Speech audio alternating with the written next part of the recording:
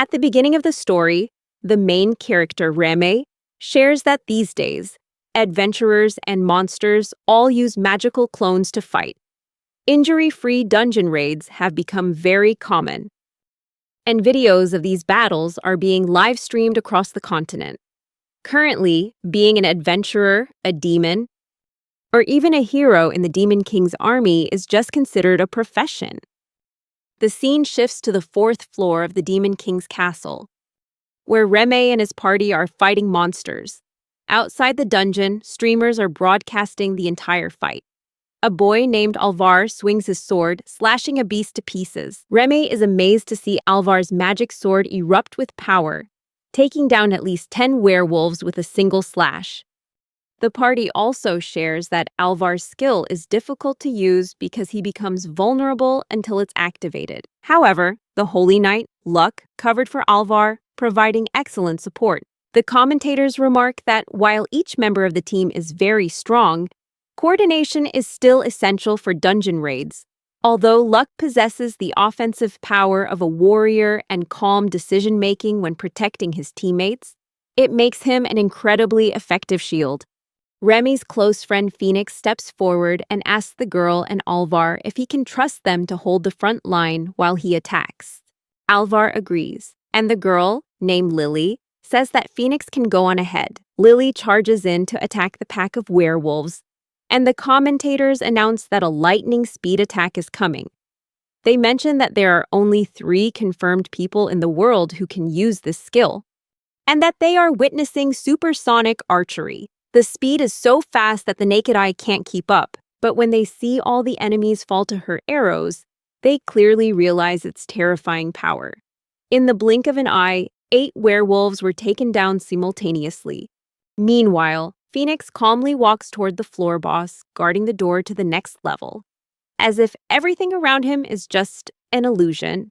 However, dozens of other werewolves are still swarming around, and the entire team must attack fiercely to stop them from getting near Phoenix at all costs. While Remy is analyzing the situation, he is suddenly attacked by a wolf.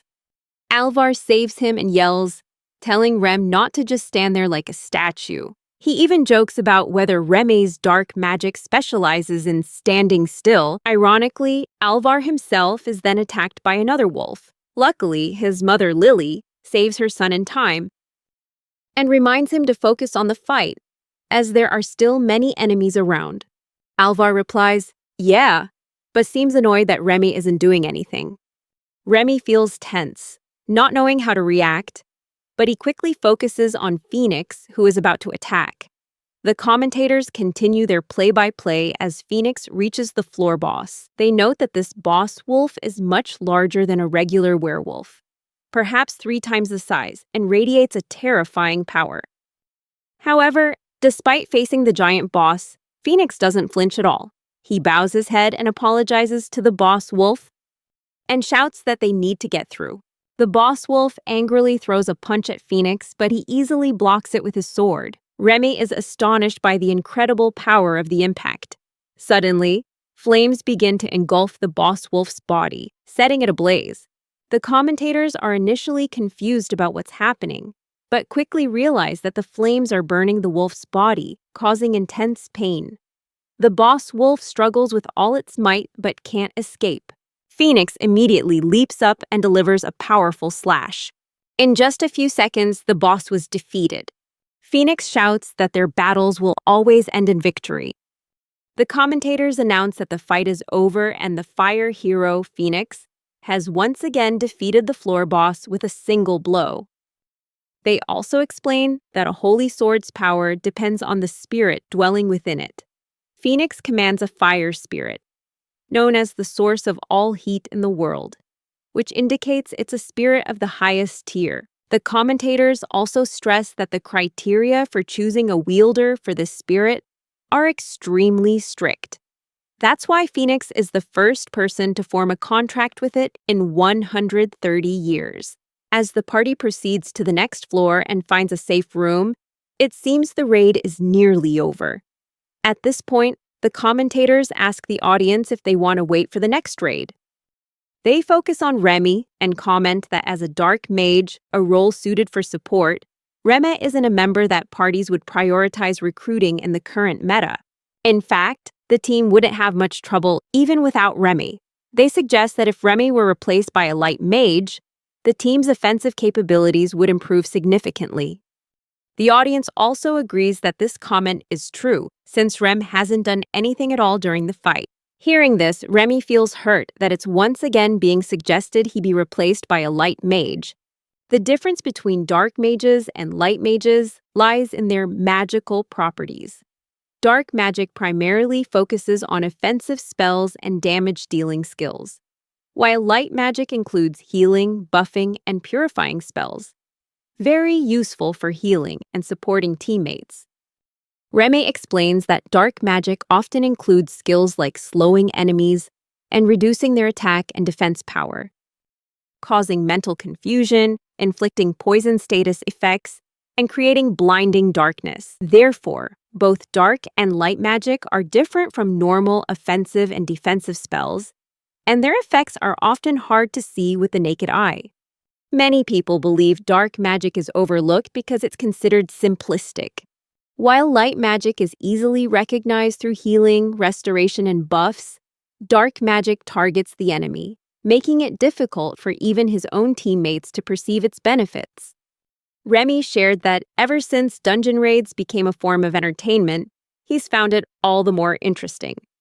In battle, he could reduce the magical and physical power, speed, cognitive ability, and even restrict the vision of all enemies. However, these effects were never highlighted on the live streams, making it look to viewers as if he was just standing still. Remy also mentioned that even when he did cast spells, he would often receive countless negative and strange comments from the audience. Thanks to the raid logstone, they could continue from the last checkpoint they reached. Even though the party had yet to face the Demon King in the deepest part of the castle, it was now time for Remy's team to enter the 5th floor of the dungeon. Remy explained that of all the dungeons in the world, the legendary Demon King's castle remained unconquered, with no team ever having cleared its final floor. Remy stated that his team consisted of Alvar the warrior, Luck the holy knight, Lily the hunter, Remy the dark mage, and finally their leader and the fire hero, Phoenix.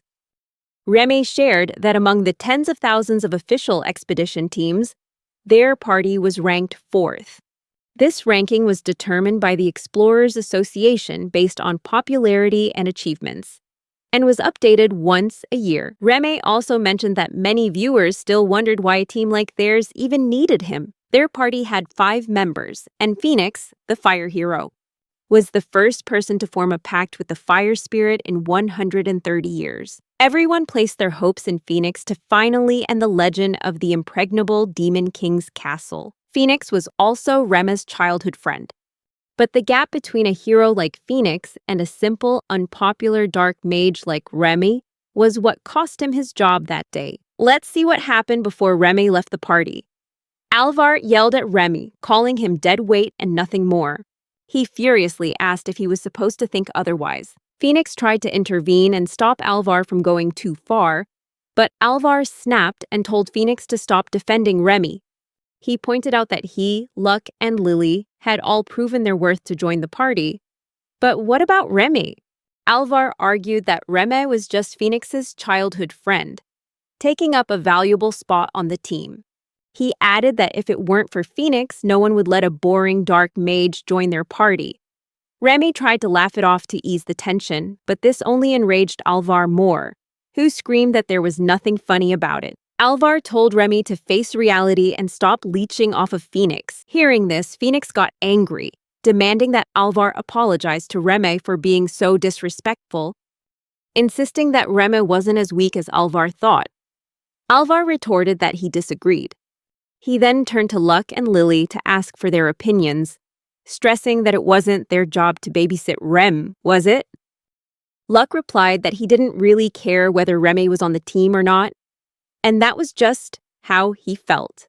Alvar immediately asked if that meant Luck wanted Remy to leave so they could find someone more suitable. Luck responded that if they found someone who contributed more, things would probably be easier. Alvar went on to ask Remy if he understood how annoying his way of talking was. Then he turned to Lily and asked what she thought about Remy. Lily answered that she didn't think Phoenix used his personal feelings to justify adding a physically weak member. However, she also admitted that the effects of dark magic weren't immediately obvious. Furthermore, the team's strategy was to blitz through raids with high attack power. So instead of support, Lily preferred more direct offensive power. Phoenix grew tense, but Alvar just smiled and told Phoenix to see what everyone really thought. Alvar approached Remy, claiming he wasn't saying these things because he hated him. Remy felt increasingly uncomfortable and was shocked when Alvar demanded he cast his dark magic on him right there to prove its power. Alvar declared that if Rem's dark magic was truly powerful, he would sincerely apologize. Remy hesitated, recalling a time in his childhood when his master took Phoenix as a student and warned Remy not to complain about it. The master had threatened to stop teaching him if he heard one more complaint. Remy then made Phoenix promise to keep it a secret forever. But Phoenix became furious and yelled at Alvar that if he said anything else to Remy, there would be consequences. To Phoenix's astonishment, Remy said that he understood and was willing to leave the party. Alvar laughed loudly, delighted that Remy finally agreed to leave. He turned to Phoenix and asked if he understood now that Remy was just a coward, and having someone like Remy on the 4th-ranked team in the world is just a joke. After that, Alvar publicly announced that their dark mage would be leaving the team and asked who would replace him. Meanwhile, deep down, Remy wondered how many times this had happened before, and whether it was because he was a dark mage or because Alvar had instigated it. Remy shared that adventurers exist simultaneously within a pragmatic system and the entertainment industry. If someone isn't strong, they can't raid dungeons, but if they're not appealing, the audience won't care about them either. The audience, other adventurers, and even their own teammates will isolate people like that.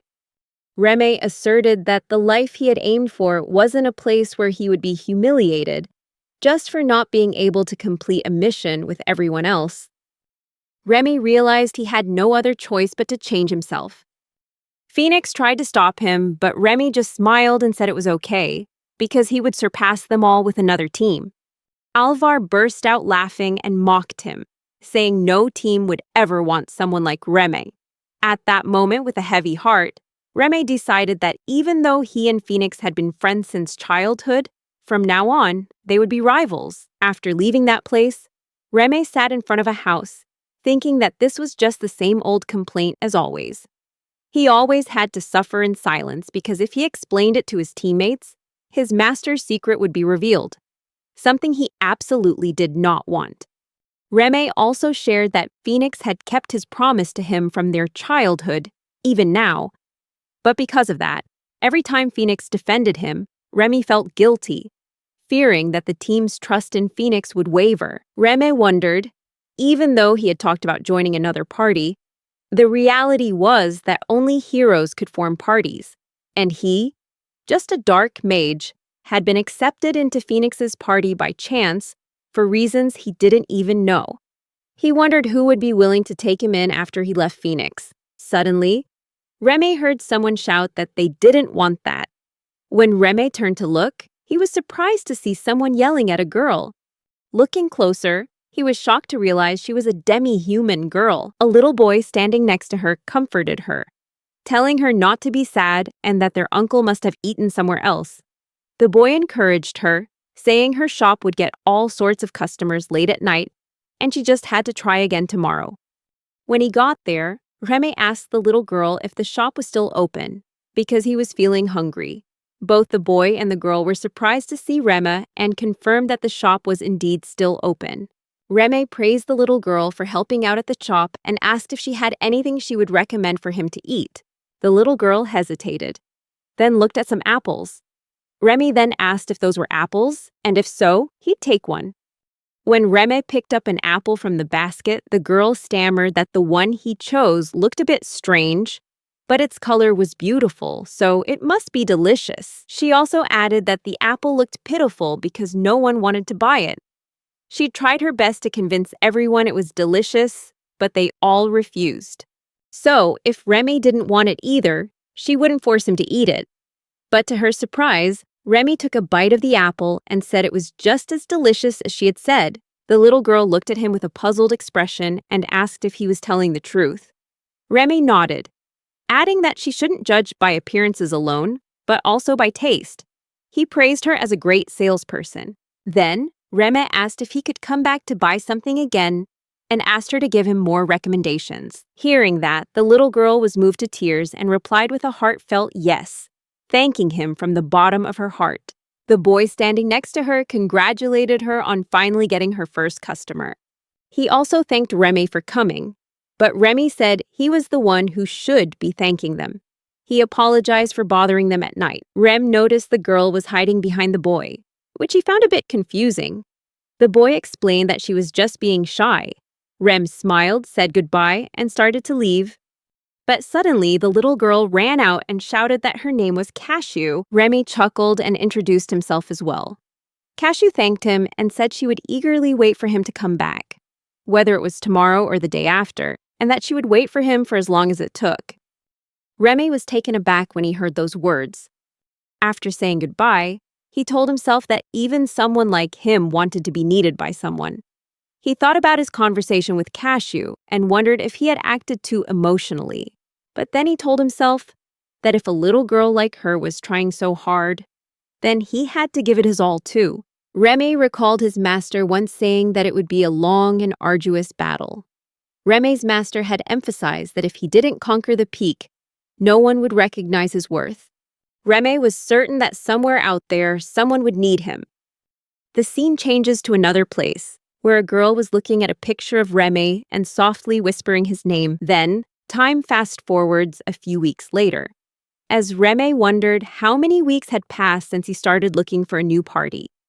Every time he approached a party to join, some would say there were no open spots, while others would mock him for getting kicked out of his old one. Some parties were even willing to accept him, but after learning he was a dark mage, they would start to hesitate. Remembering how he had yelled at Alvar that he would surpass them with another party, Remy felt incredibly frustrated.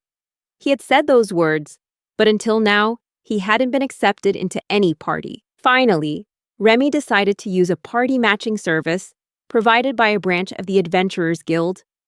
He remarked that the service fee was quite expensive, but at least it helped him stay afloat.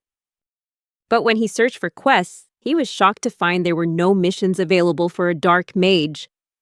Feeling down, Remy decided to go get something to eat first to lift his spirits. The scene shifts to Cashew's shop, where the man beside the little girl, Blitz, remarked that he understood being a dark mage must be very difficult for Remy. Remy replied that it wasn't really like that. He still saw urgent recruitment notices for dark mages from time to time. Blitz then asked if Remy could use anything other than dark magic. Remy explained that it wasn't that he couldn't use other skills, but the ones he wasn't gifted in were ineffective. Also, adventurer registration only allows you to take on jobs you have an aptitude for. Seeing Remy looking sad, Cashew loudly said that she also thought dark mages were cool. Remy smiled and replied that he was happy she said that, but joked that's why she was the cute poster girl, instead of a boring male shopkeeper, to attract generous customers. Blitz said that wasn't true, making Cashew blush. Remy shared that Cashew was only 8 years old and not only helped out, but also did her best to support her family financially, however little. She had gotten permission to work, and Remy also mentioned he was Cashew's first customer. He said that he often stopped by the shop precisely because he wanted Cashew to keep encouraging him. Remy admitted he hadn't seen Blitz in a long time, but Blitz was always worried about him. Blitz then said he understood Remy's situation because he also wanted to be a tailor. But no matter how much he practiced, he couldn't compare to those who officially had that profession. Remy shared that in his hometown, children learn their profession when they turn 10 at the temple, like receiving a prophecy guiding them to a suitable job. Whether it was being an adventurer or having a daily life-related job like a cook, blacksmith, or merchant, everyone had to accept it, as it was considered a gift from the gods. If someone got the job they wanted, It was a blessing. If not, it was a trial. Ramy confessed that for someone like him, who dreamed of being a hero, it truly made him feel hopeless. He told Blitz that if his efforts had truly been worth anything, he would have gotten that job.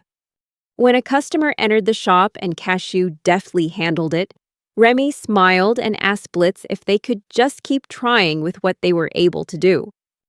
Blitz replied that they could and said that even if things didn't go smoothly, he wouldn't mind if Ramy worked with Cashew at the shop. Ramy laughed and thanked him. Suddenly, they heard someone cry out in pain. When Ramy turned to look, he saw a thief snatch a bag from a girl's hands and rush toward them. Ramy quickly told Blitz to block the thief's path. Blitz, confused, asked if Ramy was planning to do something. Ramy said yes, and reassured Blitz that he would only provide support and wouldn't let him get hurt. Blitz agreed, stood in front of the thief, and asked Ramy to watch over Cashew. Ramy told Cashew to hide as he watched the situation unfold. He started thinking about the magic permitted for use in daily life. Ramy knew that if he used magic beyond that limit, he could be monitored. Therefore, in this case, he had to use Blitz to stop the thief. The thief angrily yelled at Blitz, asking what he was doing in his way, as if he had a death wish. Ramy focused on identifying the thief as the target to be subdued. Everyone watched nervously as the event unfolded. No one knew what would happen next, and even Blitz was a little worried. The thief leaped toward Blitz with a knife in his hand, but suddenly, he was stuck, suspended in midair. He was confused, not understanding what was happening, unable to move or see anything, and he began to struggle for breath. Blitz seized the opportunity, grabbed his arm, and landed a punch to his face, knocking him out on the spot. Everyone breathed a sigh of relief, seeing justice served. Suddenly, Ramy started shouting, praising Blitz for so easily defeating a knife-wielding assailant. Meanwhile, Cashew was still hiding, and Ramy gently approached from behind, whispering in her ear. Startled and confused, Cashew replied with a yes. Ramy then asked her to do something. The woman whose bag was stolen thanked Blitz for saving her belongings. Blitz humbly replied that it was just something any citizen should do. In the midst of this, Cashew excitedly shouted that the shopkeepers were so cool. Hearing that, the woman asked if Blitz was the owner of the shop, and she showed her gratitude by buying some fruit. Blitz thanked her for her purchase.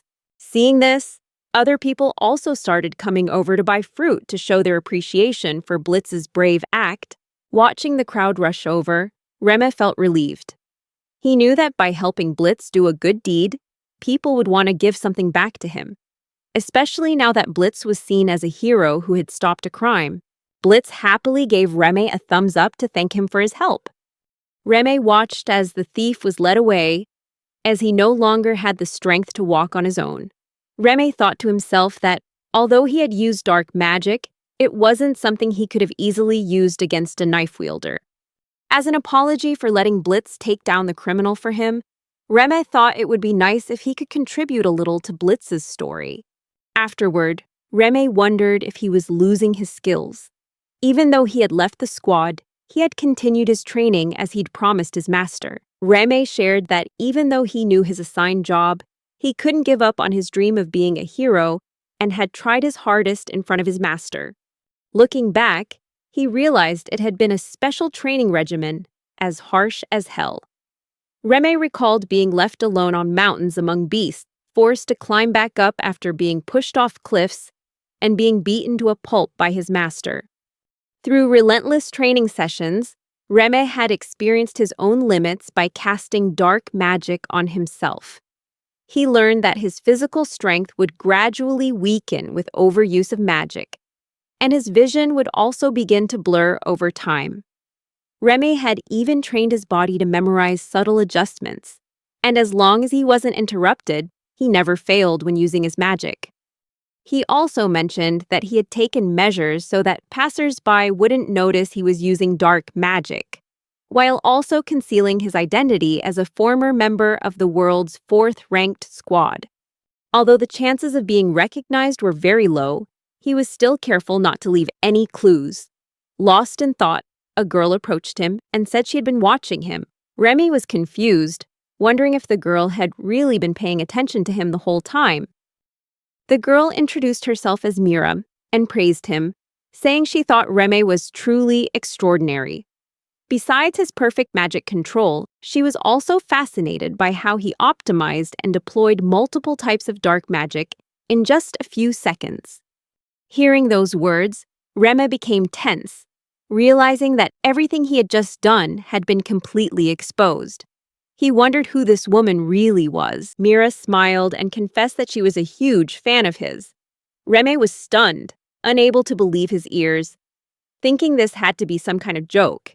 He could understand if Phoenix had fans, but for someone like Mira to be his fan was simply unthinkable. Mira insisted that she never thought she'd be able to witness Remy's dark arts with her own eyes.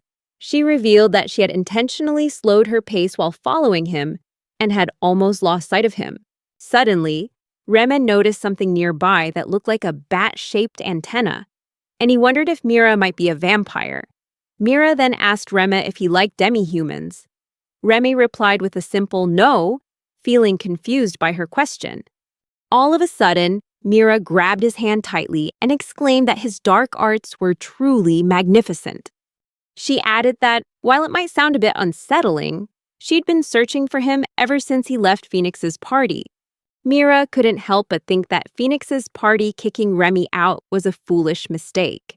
She was about to say more, but Ramy hesitantly reminded her that she was standing a little too close. Embarrassed, Mira let go of his hand and stepped back, apologizing that she'd just gotten too close in her excitement, as she'd always wanted to meet a gentleman like Ramy. Suddenly, Mira turned and ran, shouting as she went for him not to hate her, just because she was being so emotional. At that moment, Ramy thought about how he'd only ever faced harsh criticism, so for a beautiful girl like Mira to suddenly declare herself his fan was completely unexpected. On top of that, she had held his hand and smelled wonderful. Ramy called out after Mira, saying there was no way he could ever hate her. Not at all. He confessed that everything had happened so suddenly that he hadn't even had a chance to ask for her name. Mira praised Ramy for being such a kind person and asked if he had changed at all since before. Confused, Ramy asked if they had met somewhere before, since she didn't look like an adventurer.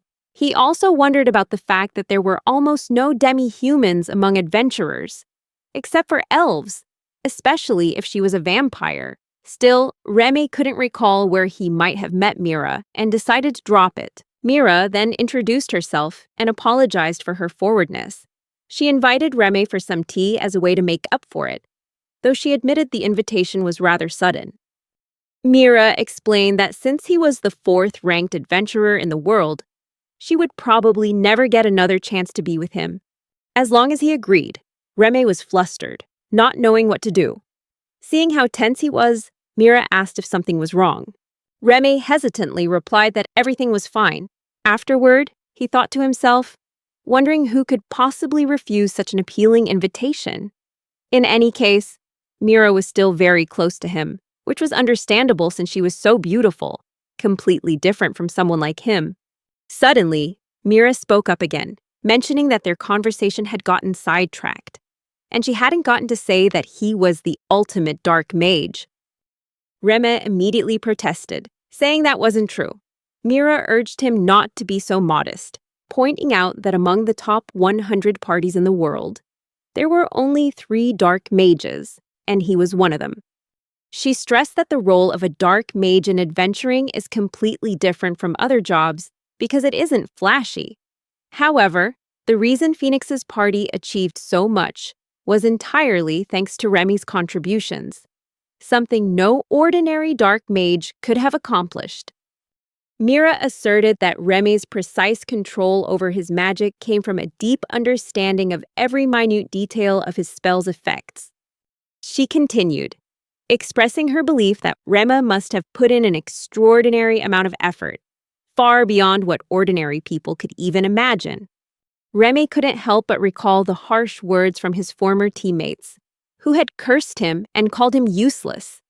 He told Mira that this was the first time since becoming an adventurer that he had ever heard such kind words.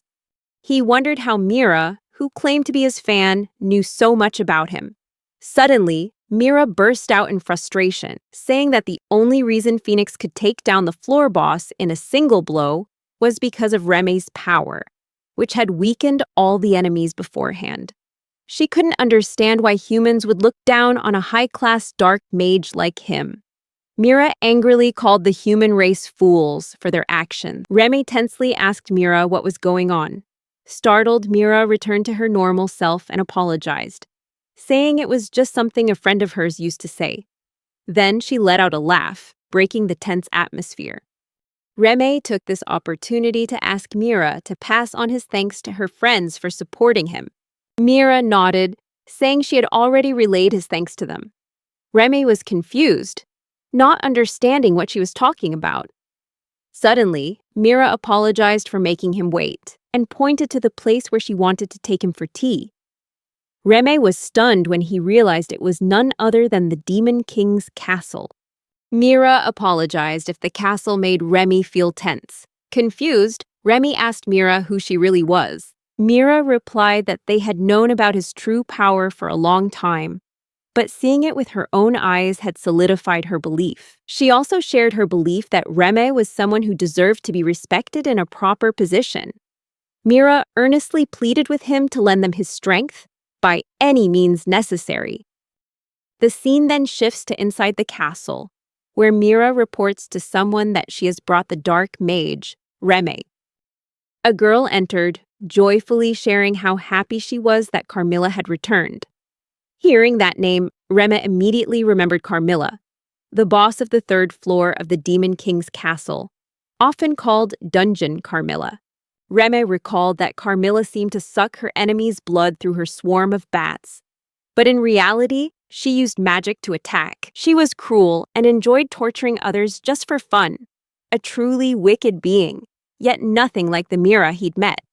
A strange voice asked if he was Ramy. Ramy replied, "Yes," while starting to wonder about the Demon King's castle, a 10-floor dungeon where the ruler of the demons would never appear until someone reached the deepest floor. He thought about how no one had managed that so far, and if he were to advance, he would be the first adventurer to meet the leader of the Demon King's castle. As he listened to the girl's voice, Ramy felt her voice was a bit childish. Suddenly, the girl revealed that she was Lucy, the ruler of the Demon King's castle and the leader of the demons. Upon seeing Lucy, Ramy froze, unable to take his eyes off her. Lucy noticed his expression and asked if something was wrong or if there was something strange about her. Ramy replied, simply stating that Lucy looked much younger than he had ever imagined. Lucy angrily asked if he was implying that she didn't look like a leader of demons. Ramy tensely replied that since he didn't know who the leader of the demons was, he wouldn't dare to make any such comment. Lucy, surprised by his cautiousness, said that if he were a rude person like so many others, she would have thrown him out of the castle long ago. However, she could see that he was different. Lucy suddenly shouted that was enough with the introductions, and they should get straight to the main point. She suddenly declared that she was appointing Ramy as the staff officer for the Demon King's castle. Hearing this, Ramy was stunned and wondered if this meant he would become the second in command of the Demon King's army. He also wondered if such a role was really suitable for a human. Seeing his expression, Lucy remarked that he looked as if this was the first time he was hearing about this.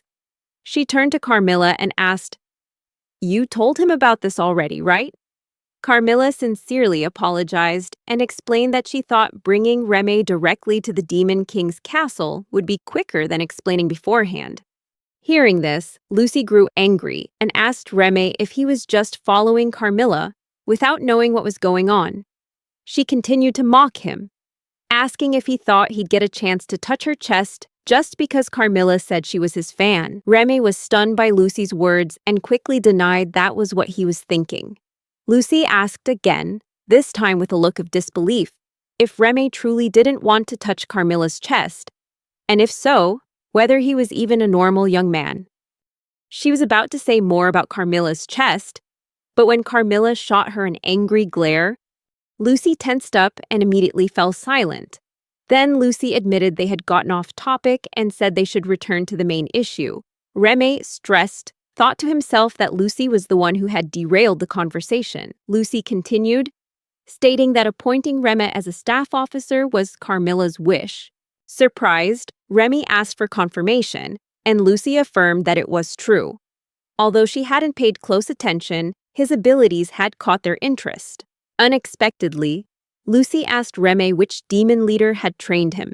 Ramy hesitated, wondering if she was asking about his master or some other mentor among the demons. Lucy insisted that there was no way Ramy could have reached his current level on his own, as he was on par with dark mages who had trained rigorously for 100 years or more.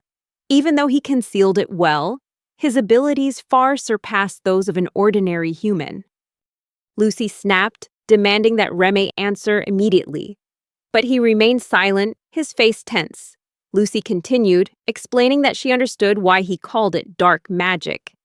Initially, degenerative incantations were known as black magic, because their users often spread terror among humankind. Back then, the ruler of the demons was seen as a threat completely different from heroes, who were considered allies of humanity. Each nation also had different ways of assessing these entities, with varying levels of caution. Lucy asked Ramy if he realized how complicated things would become if his true identity were discovered, and whether he was a praiseworthy student who always remained loyal to his master. Ramy, tense, apologized. Lucy replied that there was no need to apologize. She understood his situation. She went on to ask if Remy's master had the same hair color, eye color, and horns as she did. Ramy remained silent, which only frustrated Lucy more. Lucy told Ramy that she had taken over the Demon Lord's castle as the current ruler of the demons. She asked for his opinion on a grandfather who left his own granddaughter behind in the Demon Lord's castle to retire. Hearing the word grandfather, Ramy was shocked, wondering if it was possible that Lucy was his master's granddaughter. Lucy, frustrated, demanded to know why both her grandfather and that man had abandoned the Demon Lord's throne without realizing its value. She said it was deplorable, but she felt lucky to have found a relative in this situation. Hearing this, Ramy clearly realized that his master was Lucy's grandfather, the previous Demon Lord. Lucy remarked that it was surprising a human had been educated by her grandfather, and that Carmela's eyes had not been mistaken. Carmela admitted that she also hadn't expected Ramy to be so exceptional. Hearing the word educated, Ramy wondered if Lucy and Carmela were referring to his master's training. Lucy said that she had initially planned to test his abilities, but now she saw no need. She invited Ramy to become her staff officer and help the Demon Lord's castle prosper. Ramy quickly asked them to hold on a moment, thinking to himself that he had come this far, but had never imagined he would end up on the side opposing the heroes. Suddenly, Carmela interrupted, saying she wouldn't force him, but she would be very happy to work with him. Carmela asked why, despite knowing he was a dark mage, Ramy still chose to become an adventurer when it was clearly such a difficult path. Ramy replied that he longed to be a hero. It was his childhood dream, and he apologized for saying it. Lucy replied that she didn't mind. Carmela asked that if that was a common story for human children, why did he want to be a hero? Was it to look cool, or to be seen as a hero by defeating monsters in front of others? Ramy admitted that was it. He wanted to fight personally, strike down enemies, show off his brilliant swordsmanship, and unleash fire or ice magic. Carmela then asked about honor and governance. Ramy replied that he used to imagine being recognized and praised by people on the street. He dreamed of tense battles in dungeons, where his hands would sweat and every fight felt fulfilling and thrilling. That was his childhood dream. An ideal future full of good things, all to his benefit. Carmela then asked Ramy what he thought a true hero was. Ramy was flustered by the question. Carmela said that while Ramy was the ultimate dark mage, that wasn't the only reason she respected him. She admired how he helped others without asking for anything in return, even giving them the credit. In her opinion, A person who acts for the sake of justice rather than honor is the one truly worthy of being called a hero. She concluded that a job only reflects a person's attitude. It doesn't completely define who they are. And this was also true for heroes. Carmela asked Ramy again if he still yearned to be a hero. She wondered if that could only be achieved by being an adventurer, because adventurers raid dungeons and fight monsters. Ramy mused that, originally, the role of monsters was filled by demi-humans like elves. However, adventurers were mostly human. Therefore, the desire to become a hero had never faded in him, and he'd never thought of giving up. He asked if anything would change if he became a monster. Carmela replied that, unlike adventurers, monsters often conceal their true forms. Therefore, he would have no honor or recognition, and might become very different from the image of the hero he had once envisioned. But Carmela added that, although she didn't know his circumstances, she knew he didn't want to reveal his powers. However, if he became a monster, he could unleash his power as he wished, and no one in the Demon Lord's castle would be bothered or concerned about his true abilities. Ramy nervously asked if a dark mage like him could become a monster in the Demon Lord's army. Carmela confirmed that he could. This was different from easily visible powers, as the effects of dark magic were never fully understood by onlookers. She explained that every monster he had faced knew that Ramy's existence had led to their defeat, and they all recognized the power and threat he posed to their forces.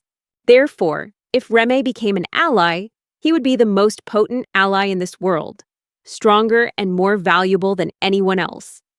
Carmela concluded that just as people were inspired and energized by the efforts of adventurers, demi-humans and monsters also needed a symbol to rally around and look up to. According to Carmela, this aspiration might be different from becoming a hero, but she never wanted to become a monster just to be hunted like prey. Ramy thought to himself that if he could defeat the heroes in the Demon Lord's castle, considered the greatest challenge, and push them back, he would find a new meaning for his power. They could become a beacon of hope for demi-humans who were hesitant to become monsters. They could become an entity strong enough to compete with adventurers, just like Ramy's own aspiration to become a hero. Ramy asked Carmela if he could add a comment that monsters and adventurers were equal entities. If either side was lacking, dungeon raids couldn't exist. Moreover, audiences were only drawn to the battles because of the existence of powerful monsters. Ramy added that he had never seen them as mere prey. Carmela responded with a yes, saying that it was precisely this perspective of Ramy's that made her feel the need to approach him. She emphasized that Ramy was truly both a kind and strong person. Then, she cheerfully asked if he would be willing to become their hero. Ramy replied with certainty that he would. Lucy smiled and remarked that it seemed they had reached an agreement. She officially appointed Ramy, the Dark Mage, as the staff officer of the Demon King's castle. And so, on that day, Ramy found a new job after being expelled from the world's 4th-ranked team. His new workplace was the Demon King's castle. His position was staff officer, his profession was Dark Mage, and his goal was to become a hero, leading the monsters. Ramy reflected that even if this new path led him to confront his old friend Phoenix, he would not hesitate. Meanwhile, Phoenix was asking everyone if they should proceed with the next raid. As Ramy was pondering this, the room suddenly lit up. He asked in astonishment, "Is someone else here?" Lucy apologized for forgetting to mention it and said she would introduce him to the 4 heavenly kings of the Demon King's castle. She mentioned Furcas and Aegers, making Ramy wonder if they were 2 of the 4 heavenly kings. If so, Carmela was surely one of them too. He tried to remember when they had arrived, then wondered if they had been here from the start without him realizing it. Lucy explained that she thought he would get nervous if too many people were around, so she had arranged things this way. She also mentioned that one of the 4 heavenly kings hadn't appeared, but she assured Ramy that this person would support him as a close comrade. Lucy asked if this task would be a simple matter for him. At that moment, Ramy wondered if all of this was related to the dark arts. He shared that becoming the ruler of the demons was just another job. The ruler was usually a demon, and the elite group that once led the demons were all skilled warriors and mages with exceptional abilities. These individuals were only recognized when they had enough charisma and prestige, similar to the heroes of mankind. But back then, what mattered most was the ability to use high-level dark arts. Lucy told Remy she would discuss his duties in more detail later. For now, she assigned Carmela as his assistant. Hearing this, Remy was stunned and quickly asked Lucy to wait a moment. He wondered if it was really okay for Carmela, one of the 4 heavenly kings, to become his assistant. Lucy explained that the position of staff officer reports directly to the ruler of the demons, so his rank was even higher than that of the 4 heavenly kings. Therefore, Remy had no need to hesitate. Seeing his bewildered expression, Lucy reassured him not to worry, as she believed he could become the world's best leader and easily surpass the 4th-ranked team. Remy wondered if his concern was about the negative opinion directed at him. Just then, a man named Agares came forward, apologizing for his late introduction and sincerely congratulating Remy on his appointment as staff officer. Agares, one of the 4 heavenly kings of the Demon King's castle, introduced himself as the Demon of Time. Remy politely replied that it was a pleasure to meet him. Carmela stepped forward and admitted she hadn't noticed Agares's presence. Agares angrily denied that he had used any kind of magic on her. Carmela then asked if Agares had ever doubted Remy's strength. Agares replied that, unlike Carmela, he had never had direct contact with the staff officer. He further explained that the common effects of dark arts like debuffs could only weaken abilities by a few %, while fixed damage only caused minor physical harm. Perception-concealing magic usually had a low success rate and couldn't be maintained for long. Agares also said that even with the effects of dark magic, truly powerful individuals could still defeat Remy single-handedly. Therefore, it was natural to doubt the reports about Remy's abilities. However, the reports from others showed that Remy's abilities far exceeded those of a typical dark mage. Agares asked Carmela if she'd been infatuated with Remy ever since he raided the Demon King's castle. Carmela blushed, shyly admitting that might be the case, but she wondered why Agares knew her personal business, finding it incredibly strange. From behind, Lucy spoke up and apologized to Carmela, admitting that she was the one who had told Agares everything. Carmela turned around angrily, demanding that Lucy explain why she would reveal everything like that. Lucy, panicked and stressed, yelled back that she had already apologized. Agares spoke up, saying that regardless, the ruler of the demons had accepted Remy, and he would support that decision. He stressed that it would be very disrespectful for Remy to scowl at the ruler of the demons. Remy nervously wondered how a human like him, who had suddenly appeared at the Demon King's castle, been kicked out of his team, and was just a dark mage, had become the superior of the 4 heavenly kings. He also realized that even so, they treated him very politely and showed respect for the ruler of the demons. Agares continued, saying that being scolded by the ruler was the ultimate reward, but the reverse must never be allowed to happen. Remy grew even more confused, wondering if Agares had just said something bizarre. Lucy shouted, demanding that Agares be quiet, while Carmela told him to at least avoid causing trouble so he wouldn't get arrested. Agares expressed that it felt foolish to admit he was a guardian of the young, but he believed that innocent beings were precious and he would never harm them. He insisted that true guardians must show loyalty and asserted that he didn't want to be associated with those who turn angels into tools for their own desires. Carmela, annoyed, asked Agares why he called himself a guardian and why he seemed to enjoy being abused, stepped on and scorned. She also warned Lucy to be careful, stressing that if Agares asked to meet her in unusual places, she should absolutely refuse. Lucy angrily replied that Carmela shouldn't say such nonsense, firmly stating that she would never agree to such illegal requests. Lucy looked at Agares with fear in her eyes, but Agaris told her to stop looking at him with such contempt. He joked, asking Lucy to look at him more intensely instead of with hatred. Carmela tensely asked Agaris if he didn't think he deserved to be arrested. Carmela reassured Ramy that not all monsters were like Agares and told him not to worry. She emphasized that she was, in fact, a true fan of his. Carmela shared that she would put Remy's posters all over her room, collect his candid photos from the internet, and send messages requesting that he get more screen time. Agares angrily interrupted, asking with exasperation if Carmela really called that admiration.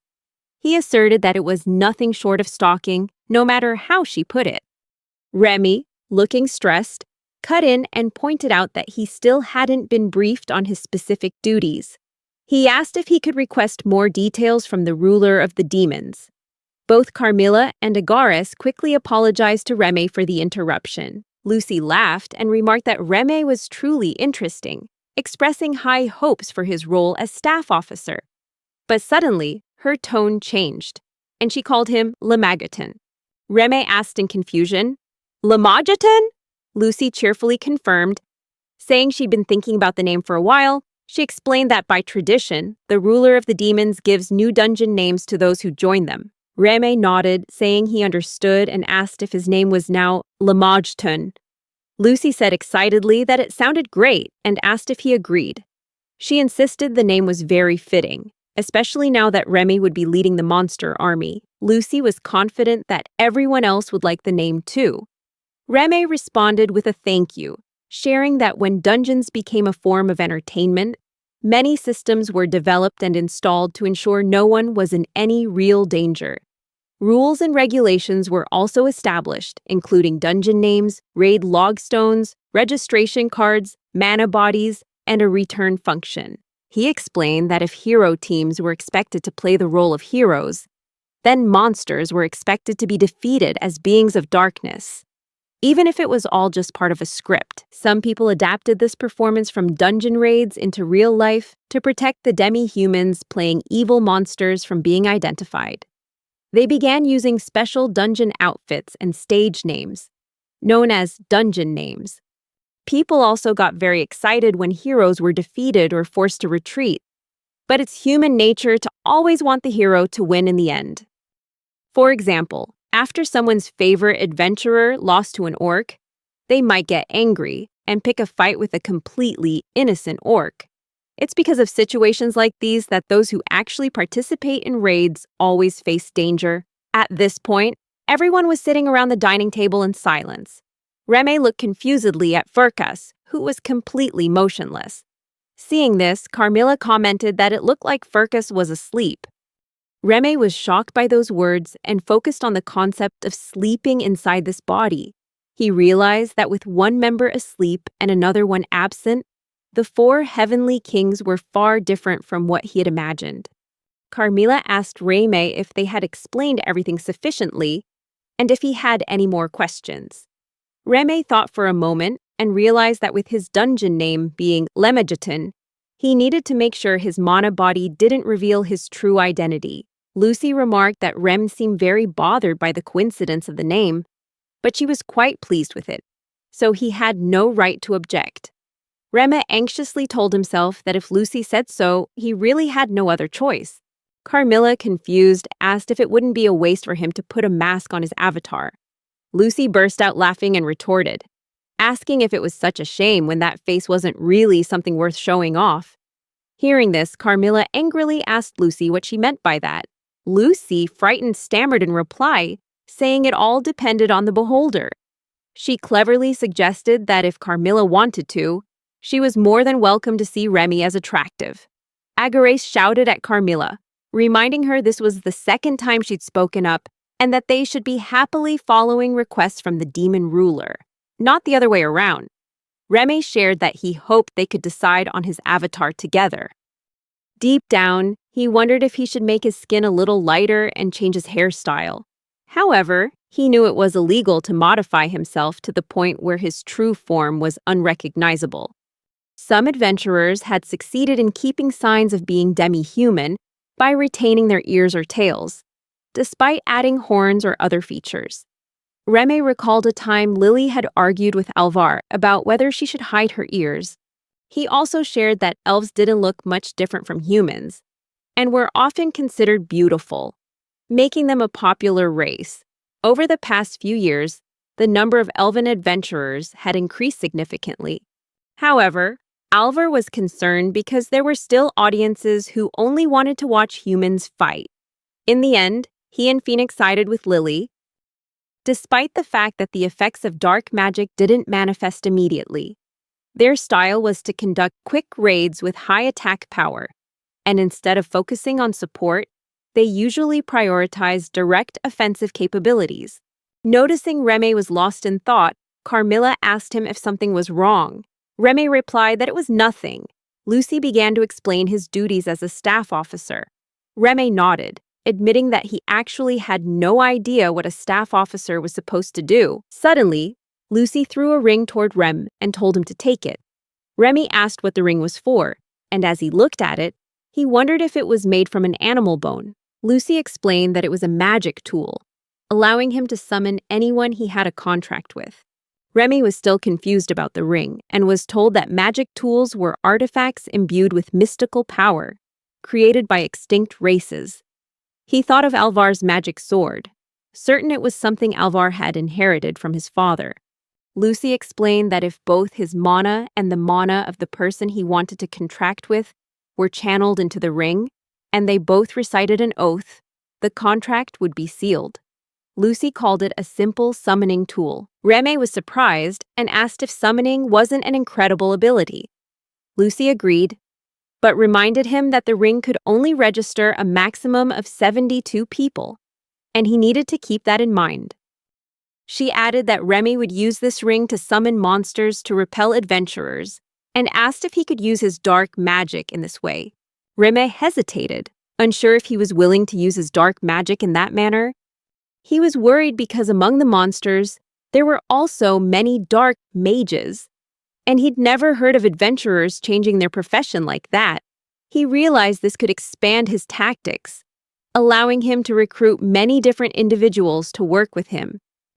Remy believed he could become a beacon of hope for many species, even if just a small one.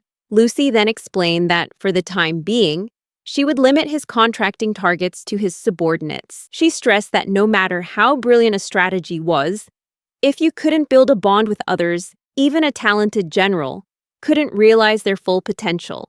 She gave Remy his first assignment, to get to know everyone on a personal level. Carmela advised Lucy not to be so hasty and told her to calm down.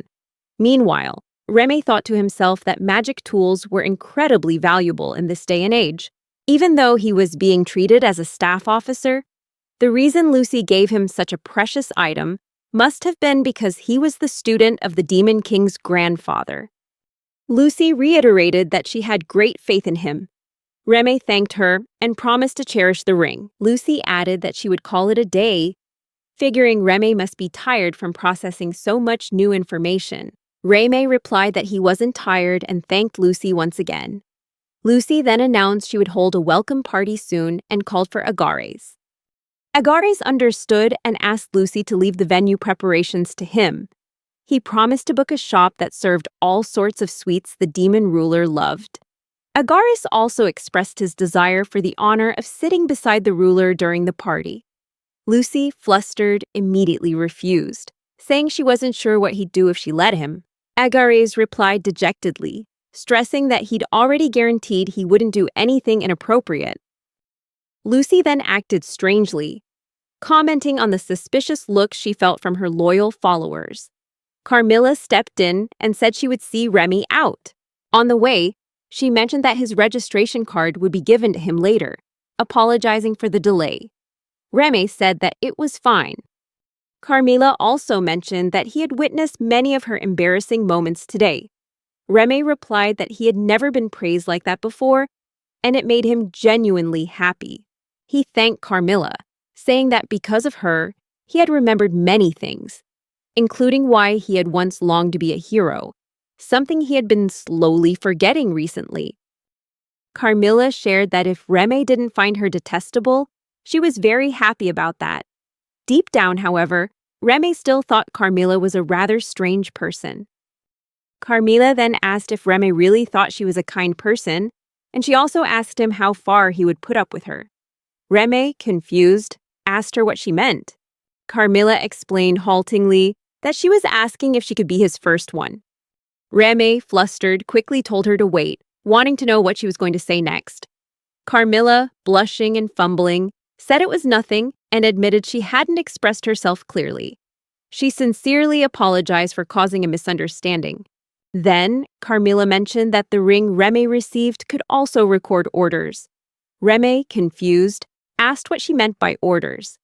Carmela confirmed and explained that, for example, if Ramy made a contract with her, the ring would record that she was his first contract.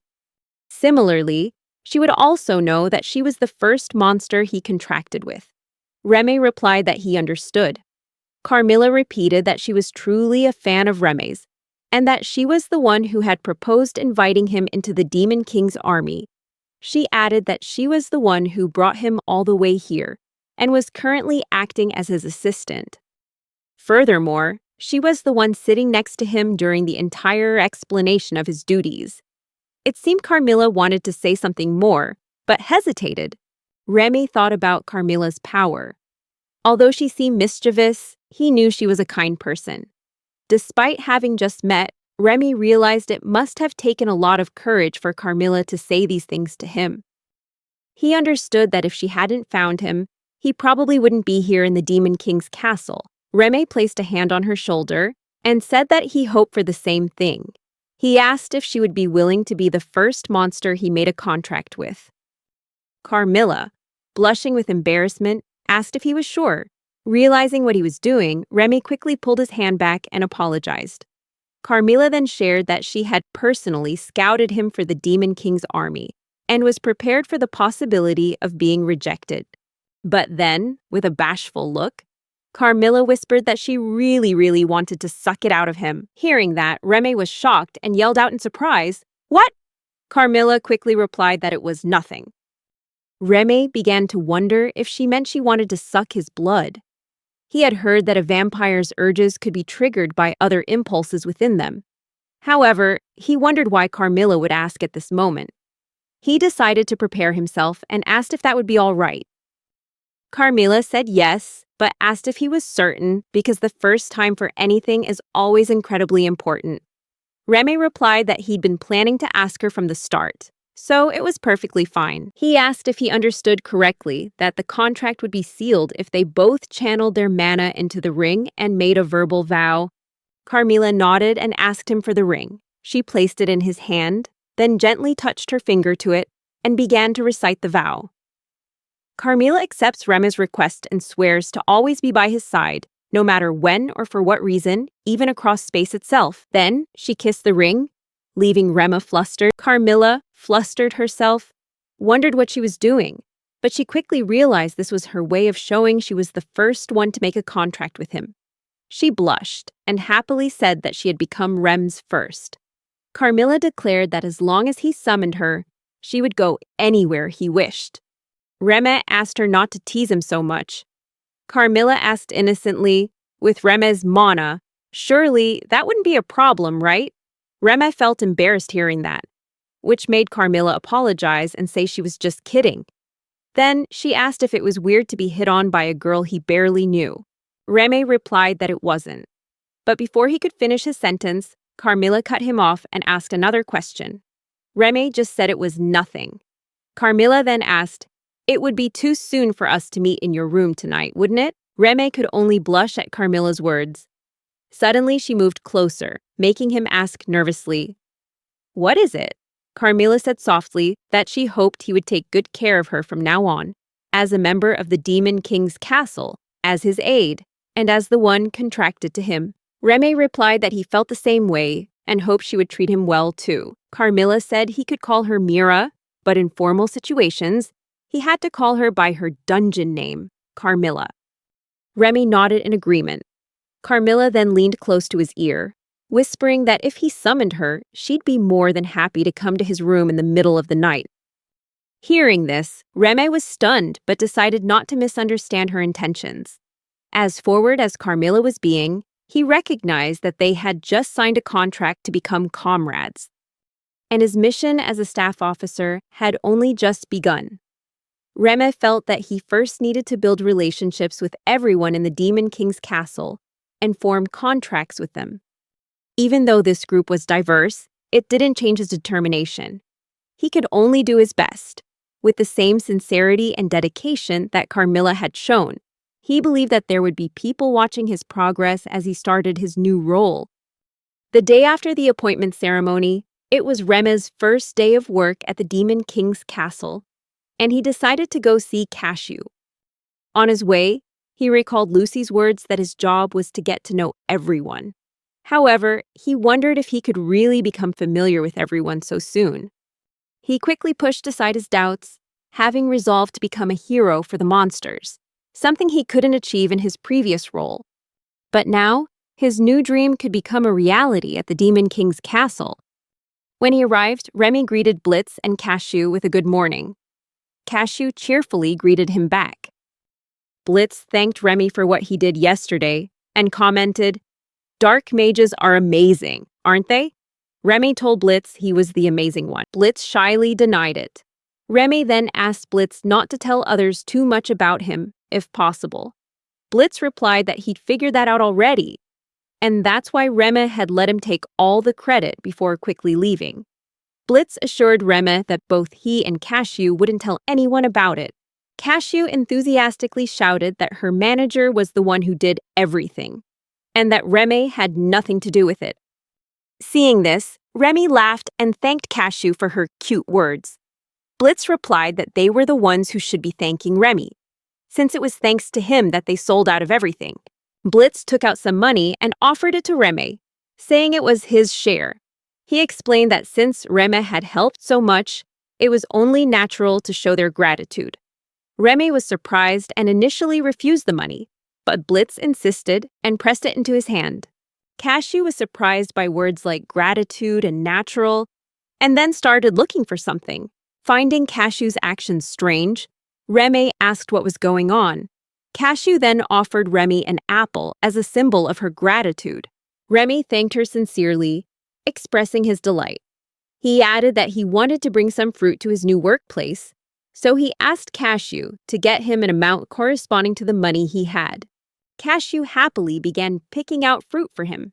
Meanwhile, Blitz asked Ramy if he had found a new place to work yet. Ramy was about to reveal the truth about his job, but before he could, Blitz asked which party he used to belong to. Blitz added that he would add that party to his favorites list so he could follow them anytime. Ramy felt stressed and wondered if he should say he didn't have a dungeon tracking account. But even if he did, he couldn't tell Blitz the truth, since he was still gathering comrades and transitioning from an adventurer to a monster. Still, he truly cherished the sentiment. Ramy replied to Blitz that things were still temporary, and that he would share more once everything was settled. In the meantime, Cashew sadly presented Ramy with a bucket full of misshapen fruits, asking worriedly if he would accept them. Ramy reassured Cashew that it was fine, emphasizing that it's what's on the inside that counts and that her fruits were delicious, so there would be no problem at all. Suddenly, Carmela's voice rang out, and Ramy was surprised to see her appear. She walked up to him with a tense look and asked if he was a pervert like Agares, the type who liked to play with small demi-humans. Ramy was stunned by Carmela's question and hastily told her not to get the wrong idea. Carmela burst out laughing and said she was just teasing him. Then she approached Cashew, knelt down, and greeted the little girl. Cashew returned the greeting, but her eyes were unconsciously glued to Carmela's chest. Noticing this, Cashew became tense and sad, explaining that she wasn't small and would grow up eventually. Hearing this, Ramy wondered if Cashew was talking about her height. Carmela smiled and told Cashew that although it might be a bit sudden, she had something she wanted to discuss with her. Then Carmela asked Cashew if she would like to work with them. Hearing this, Ramy was completely astonished, because Carmela was actually offering Cashew the position of his secretary. Carmela clarified that she meant Cashew would become Remy's exclusive aide. Cashew, focusing on the word exclusive, asked in surprise if she would get paid that much to be Remy's secretary. Blitz also seemed thrilled by the news, thinking it was a wonderful opportunity for Cashew. He also remarked on Remy having such a beautiful friend like Carmela, expressing his surprise. Carmela replied by revealing that she and Remy have had a close relationship ever since he helped her. This surprised everyone around them. Remy wondered if Carmela was referring to the time he joined the Demon King's army. Blitz then asked Carmela if she was Remy's friend and said that he was willing to trust her. However, he wanted to know if the job would truly be safe for Cashew. Carmela assured Blitz that the job would be very safe, but emphasized that the final decision was still up to Cashew. She suggested that Cashew should discuss it with Blitz and her family before making a decision. If Cashew agreed, Carmela would be happy to personally visit and explain the details to her family. Cashew, nervous and confused, asked why she was chosen. Carmela apologized and explained that she had overheard the conversation between Cashew and Remy the day before. Carmela believed that if Cashew worked with them, she could ease her mother's burden more than she currently was. Most importantly, Remy's new job was very stressful, and having a close and excellent assistant would be crucial. Hearing this, Cashew blushed but looked very happy. Blitz was also pleased and said that he wouldn't have to worry at all, as long as Cashew was working with Remy. Cashew shyly asked Remy if it would be a bother for her to become his assistant. Remy was taken aback by the question, but he quickly reassured her, saying he'd be delighted to have her. He emphasized that it was ridiculous to think she'd be any trouble for him. On the contrary, she might even do a better job than expected. Then, Remy began to think more deeply, wondering if it was really okay to bring a young girl like Cashew to the Demon Lord's castle. He explained to Cashew that she would just be a secretary and wouldn't have to participate in defense, but would only handle simple administrative tasks. Remy noticed a strange, worried look on Cashew's face, so he quickly reassured her that she didn't have to force herself. Suddenly, Cashew excitedly said that she wanted to do the job. She insisted that she wanted to help and become Remy's secretary. Cashew then turned to ask Blitz if the manager would agree. Blitz happily replied that she could do it and that she was now past the stage of earning pocket money. He promised to fully support her decision. After everything was settled, it was time for them to leave. Blitz told them to wait a moment and started gathering some fruit, saying it was a congratulatory gift for Remy's and Cashew's new jobs. Remy thanked Blitz for the gift, and Carmela said she would send a subordinate to pick up the gifts later. Blitz readily agreed and also offered to look after Remy if he ever needed help. Carmela then told Cashew it was time to leave and to send her regards to her mother.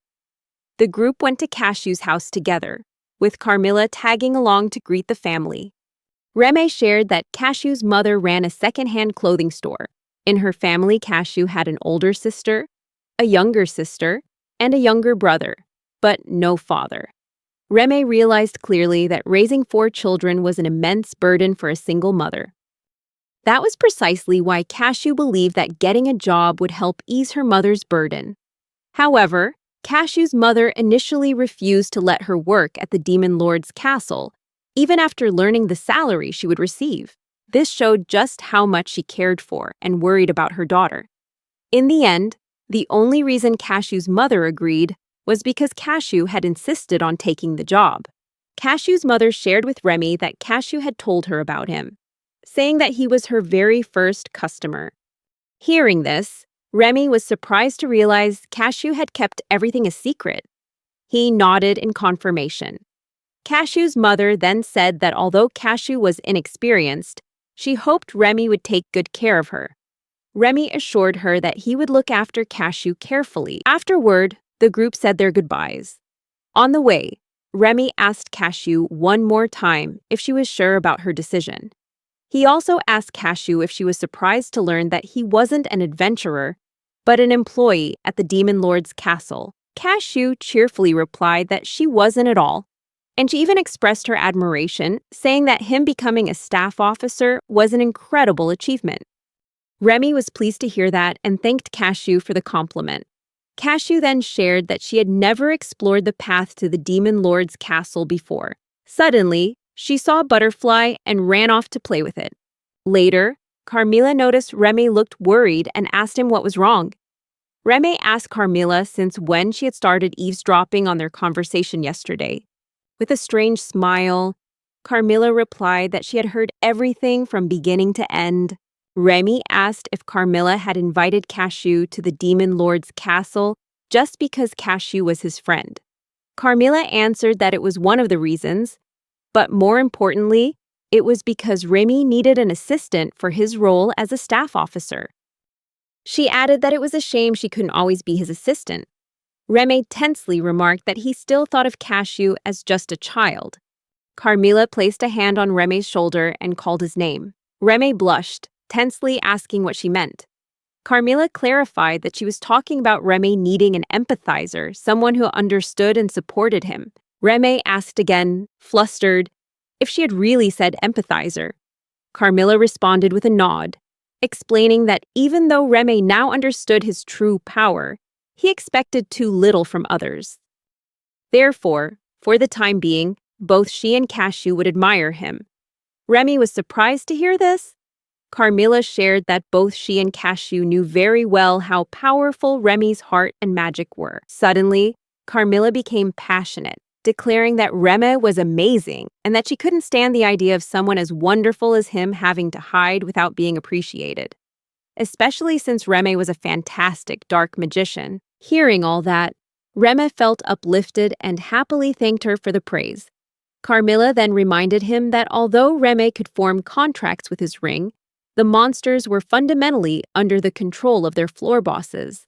So, to gain allies, Ramy had to get permission from both the monsters and their floor bosses. Carmela clarified that her subordinates, the Pigas, were completely at Ramy's disposal. However, from now on, he needed to gather allies who truly understood him, like Carmela and Cashew, with whom he could build a circle of trust. Hearing Carmela's words, Ramy began to think about finding allies who would be willing to share their trust and fight alongside him. Ramy shared that before their jobs were determined, he was the center of attention among the village children. He had many other friends besides Phoenix, but as soon as their jobs were set, everyone started cursing and mocking him just because he said he would become a hero but ended up a dark magician. Everyone said there was no benefit to being with a dark magician and that he would never become a hero. As a result, everyone except for Phoenix abandoned him. However, Phoenix said that they could become the best together and that they would become the greatest heroes. Ramy began to speak to himself, expressing his joy that he could now share with Phoenix that he had new allies. The paths of monsters and adventurers may have diverged for now, but as the staff officer of the Demon Lord's castle, Ramy was determined to face Phoenix with all his strength. He decided to gather the ultimate allies, those who believed in each other. The scene shifts to the Demon Lord's castle, where Ramy explains that there is a reception desk in the main hall for challengers, and many facilities are located underground, starting from the dungeons.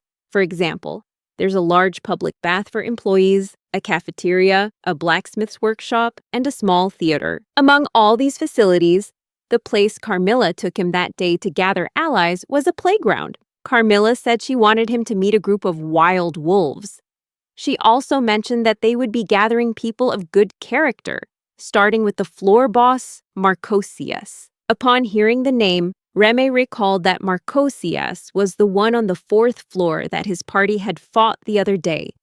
He wondered if Marcosius would accept a former adventurer like him after what had happened last time. Ramy also wondered about the wild wolves, a race that used both human and half-wolf forms for different purposes. Ramy figured that Carmela must have been confident Marcosius wouldn't give him any trouble. Carmela was really looking at him from many angles, wasn't she? So he also needed to do his best to get Marcosius to acknowledge him and become his ally. When they arrived at a large stone, Carmela explained that it was like the raid recording stone and told them to select the playground, as she would go on ahead. Cashew marveled at the sight of the stone. Ramy then asked Cashew if they should go. Cashew said yes, and Remy said he would let his secretary decide where they should go. Upon entering the field, both Cashew and Remy were surprised. Suddenly, Remy saw many wild wolves running with their leader, Marcosius, who ordered them to run faster. Marcosius explained that even if they were hit by a terrible dark magic spell and lost half their speed, they would still be fine if they doubled their natural speed. Carmela called out Marcosius's name, and he heard her and approached, asking if it was time. When Marcosius arrived, Remy was stunned by his powerful presence and realized what it truly meant to be the boss of the fourth floor. Marcosius stared intently at Remy, making him feel scared. However, to his surprise, Marcosius started to smile and clapped him on the shoulder, saying that he was glad to hear Remy would actually be joining their army. Remy introduced himself as Lemageddon. Marcosius asked if that was the name of Remy's dungeon, then expressed his hope that they would get along well. At that moment, Remy wondered if he was truly welcome, and realized that Carmela must have predicted this would happen. Marcosius even playfully interacted with Cashew, which made Remy feel relieved that Marcosius seemed friendly and kind. Marcosius then shared that he thought Remy and the guy with the phoenix sword were truly amazing. Remy asked if Phoenix was really that strong. Hearing this question, Marcosius became enraged and furiously asked, "What are you talking about?" Cashew got scared and hid behind Remy, who also immediately went on the defensive. Marcosius explained that the reason the fire hero praised them was because a dark magician like Remy was on the expedition team, and he had never seen such perfect magic before. He also asked Remy how much training experience he had accumulated at his age, expressing his admiration for him as a man of honor. Remy noticed that Marcosius had not only carefully analyzed Phoenix but him as well. He expected nothing less from a dungeon boss. Marcosius then mentioned there was one thing he was very curious about. Remy asked what it was. Marcosius asked why Remy had released the dark magic he had summoned on the fire hero when they confronted each other. Remy replied that during the battle, Phoenix desired a fair one-on-one fight. Marcosius had also agreed to wait for the leader to arrive, as he could have easily defeated everyone, except for Phoenix, if he had attacked them. Remy then asked, with that in mind, wouldn't it have been disrespectful for him to interfere in the fight? Marcosius replied that, as a man of honor, that was a very fair point. But he also asked, what if the fire hero had been defeated? Remy answered that Phoenix would never lose in a one-on-one duel. Therefore, the choice wasn't about winning or losing, but whether he would choose to respect Marcosius's will after having agreed to a one-on-one. Hearing this, Marcosius first stared at Remy, but then suddenly burst out laughing, asking if Remy not only recognized his ally's victory, but also valued the dignity of his enemy. Marcosius then told Remy that, with a few exceptions, defeated monsters cannot appear on other floors, so it would be a problem if Remy summoned them. He asked Remy if he heard correctly that Remy was gathering 72 comrades. Marcosius offered to join Remy's group. He also asked if Remy's plan was to go against the fire heroes team and expressed his desire to challenge them once more. Then Marcosius told Remy that more than anything else, Remy had made him happy, and he asked if Remy wanted to sign a contract with him. Then Marcosius transformed into his human form. He held out his hand for a handshake with Remy. Remy replied that he hoped they would get along well. Marcosius laughed, saying that would make Remy and him brothers. He also thanked Carmela for bringing Remy to him. Marcosius promised that he would answer Remy's every summons and would always be ready to help. He mentioned that he didn't know which floor Remy would be assigned to or how Remy would gather the other comrades, but if Remy wanted, he could use his brothers as well. All the wild wolves shouted in unison in agreement, showing their support for Remy. Seeing this, Remy happily thanked them all. He shared that he would probably be assigned to the 10th floor, which was the final fortress before the 11th floor, where the Demon Lord was located. He knew for sure that Phoenix would come for him. Until that time came, Remy would gather comrades and prepare countermeasures. Then, Marcosius mentioned that in 2 days, the fire hero would launch an attack on the 5th floor. Ramy replied that they would have a new 5th member with them, so they should carefully observe the fire hero's team's actions and plan accordingly. Ramy also mentioned that he would be in the control room to analyze the matches. Marcosius laughed and told Ramy that being his enemy might be terrifying, but being his ally was reassuring. He then asked both Ramy and Cashew to come back again. Cashew happily replied that she would come back. The scene shifts to 2 days later, as the commentators on the live stream began discussing that the Fire Heroes team had arrived to attack the 5th floor of the Demon King's castle, speculating on what kind of battle the Fire Heroes team would bring. This time, as Phoenix and the others entered the room, several girls greeted them, calling Phoenix Master. This left them surprised and shocked. The scene then shifts to the Demon King's castle control room, where Remy was having trouble completing a task. Remy shared that on the day he met Marcosius, he had also befriended many other monsters, and some of them had signed contracts with him. These allies included the 1st floor boss Naberius, the Hellhound, and their subordinates, Glacia Labolas, the Unseen Slaughterer, along with the 2nd floor boss Kimaris, the Great Spirit Commander, and their assistant Lirage, the Hunter of Dark Wounds. They were all strong and reliable comrades. Remy also knew that all the monsters in the Demon King's castle were very strong, so he wanted to see how the new Team Phoenix would fight against them.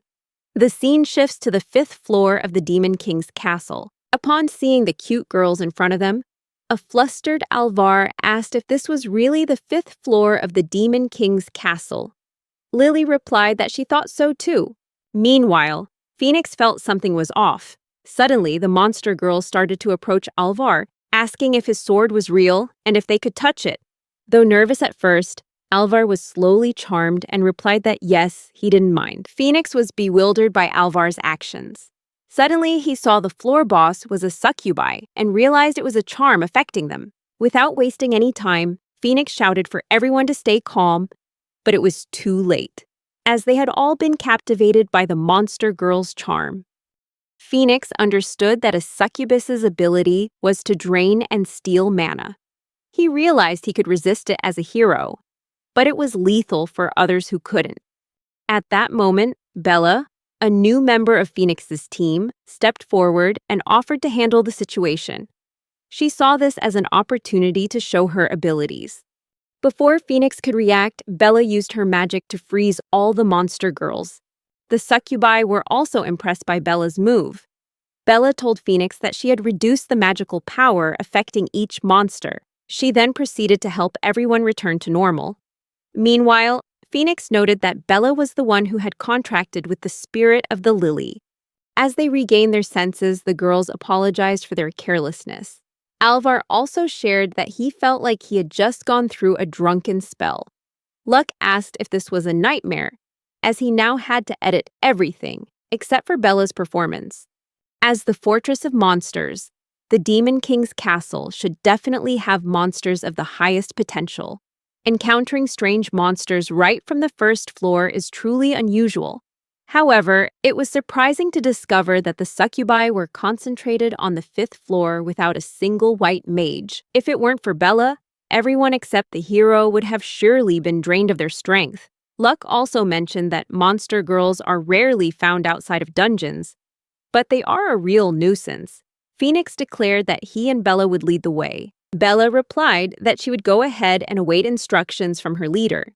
Phoenix was impressed with her and wondered just how much potential she had, sensing a strong heroic quality in her, despite her being only 13 years old. As Bella moved forward, suddenly, the monster girl who had been frozen shattered the ice and attacked Bella. Bella was seriously injured, but Phoenix rescued her and tried to get her back to normal. Suddenly, a curtain moved aside, revealing a symbol. Seeing this, Lily said the symbol indicated that it was the door to a safe room. Everyone was shocked, and Luck asked if it was really that close to the entrance. Phoenix replied that it meant they were facing a surprise floor boss battle right after entering the room on the 5th floor. A girl named Citri, the demoness of love, appeared and warned them not to let their guard down. She explained that although the monster girl's power was diminished, there would be no ill effects if Bella reduced the magic power being used against them. Seeing them, Phoenix yelled that the enemy was coming, so everyone should get ready. The battle began, and while fighting, Phoenix mentioned that the enemy had lost a lot of their numbers due to Bella's ice pillars. However, in the face of such a charm, they could still get distracted. Now, Citri approached Phoenix and asked if he intended to defeat the floor boss in a single blow. And if it weren't for the Ice Girl's interference, he surely would have used his flames, right? She also questioned why he didn't use such a direct method, implying that it could lead to defeat for everyone. Phoenix replied that at that moment, such a blow would have turned Citri to ash. Citri commented that Phoenix was very straightforward. Phoenix replied that a hero must show some charm, and knowing that Citri was a powerful foe, he had to defeat her to move forward. The battle continued, and Phoenix declared that they would never lose. In the end, they won the fight. The scene then shifts to the next day, with Phoenix and his team cheering about clearing the 5th floor and defeating Citri. However, there was something strange among them, as they didn't seem very happy and looked tense. Phoenix shared that after defeating Citri, they also advanced to the 6th floor. Let's see what happened on the 6th floor, where they were attacked by a shark-type monster. Lily screamed that they were extremely fast, making it hard for her to keep track of them. Luck also yelled that the place was swarming with monsters. They all tried their best, but the monsters' attacks grew more and more intense. Phoenix handled the situation very well, but everyone else was struggling. Phoenix told them to take cover, but it was too late. Luck was attacked by the shark monster, and Lily was also attacked by other monsters. Phoenix shared that once again, thanks to Bella's intervention, they were saved. However, he admitted that the 6th floor raid didn't go perfectly, as Luck was swallowed by a sea monster, and Lily was forced to retreat. Although they cleared the floor by defeating Vapor, the governor of the waters, it was clear that Alvar, Lily, and Luck couldn't demonstrate their strengths as effectively as before. The scene shifts to the present, where Alvar loses his temper and yells, asking if they don't find it strange that despite strengthening the team, it seems like nothing much has changed. And even though Remy had the guts to leave, Lily tried to stop Alvar, but he yelled back, asking why Lily still intended to side with Remy. At this point, he asked Lily if she was indebted to Rem and why she didn't say anything back then. Lily replied that she would never forget what Remy did for her, but she couldn't support him to the point of lying. Suddenly, Luck asked Alvar why he was so angry and said it was annoying to hear that question. Alvar angrily retorted that he wasn't talking to Luck. He added that Remy had made mistakes throughout the raids, so he should stop slacking off. Luck angrily shot back that it was Alvar who was unstable with his precious magic sword. Alvar furiously asked what Luck just said, while Lily told them both to calm down. Alvar yelled that something was definitely wrong, because even though they should have been excited, the new system wasn't working. Luck replied that Bella did a great job and asked if Alvar didn't agree that she was bound to become a great heroine. Alvar then angrily asked if the jobless Remy had cursed them with his black magic out of jealousy. Hearing this, Phoenix flew into a rage, grabbing Alvar by the collar and yelling, asking how many more times he had to say it. Phoenix asked again, saying he knew Alvar didn't appreciate Remy and was relieved when he left. But that wasn't enough for Alvar. Phoenix also declared that even though Remy was no longer their comrade, he was still his best friend. Phoenix asked Alvar if he thought he would just laugh while his best friend was being ridiculed. Then, Phoenix let go of Alvar and told the other three that in his eyes, they were all the same. He said he wasn't going to tell them to get along, but he wouldn't forgive anyone who looked down on a comrade again. Luck replied to Phoenix, agreeing that he was right, but also acknowledging Alvar's feelings. He mentioned that, just like Phoenix, they all wanted to be the best, but felt they had stagnated, implying that Remy lacked ability.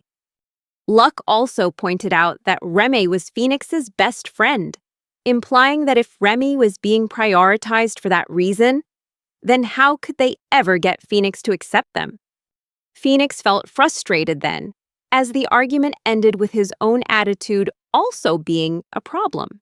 However, there was a reason he couldn't explain Remy's power to them.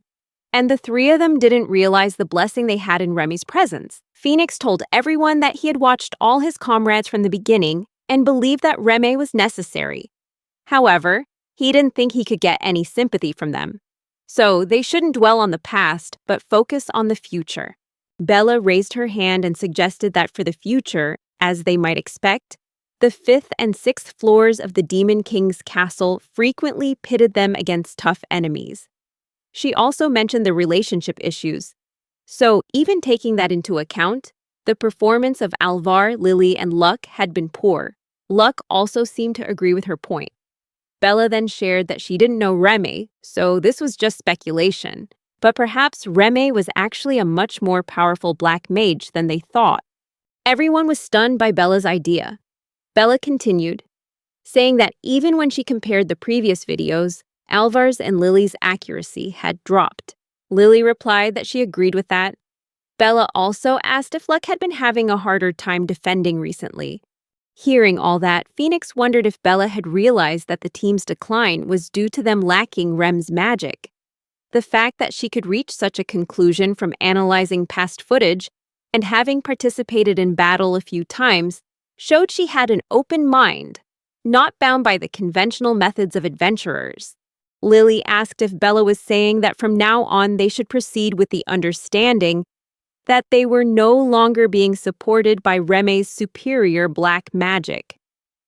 Bella replied that she agreed, acknowledging that she knew this wouldn't be easy for them to accept.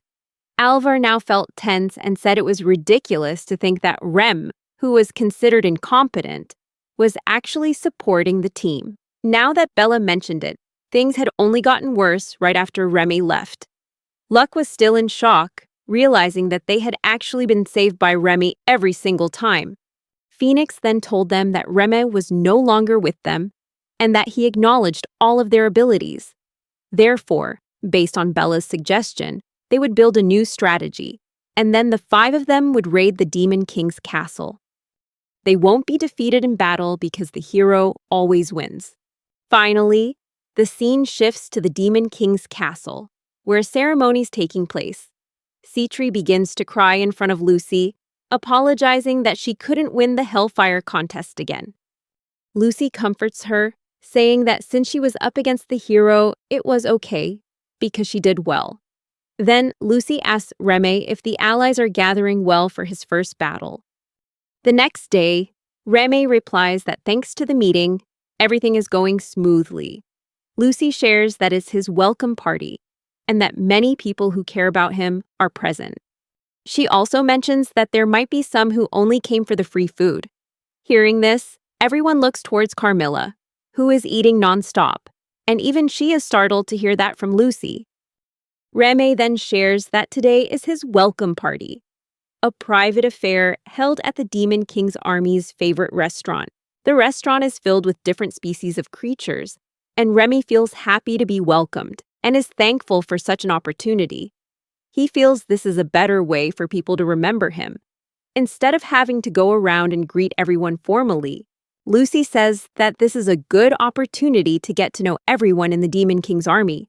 Citri then mentions that she finds Phoenix strange, as he's both hot and tall, and also possesses the highest-ranking soul, a person ranked 4th in the world who doesn't forget to respect demons.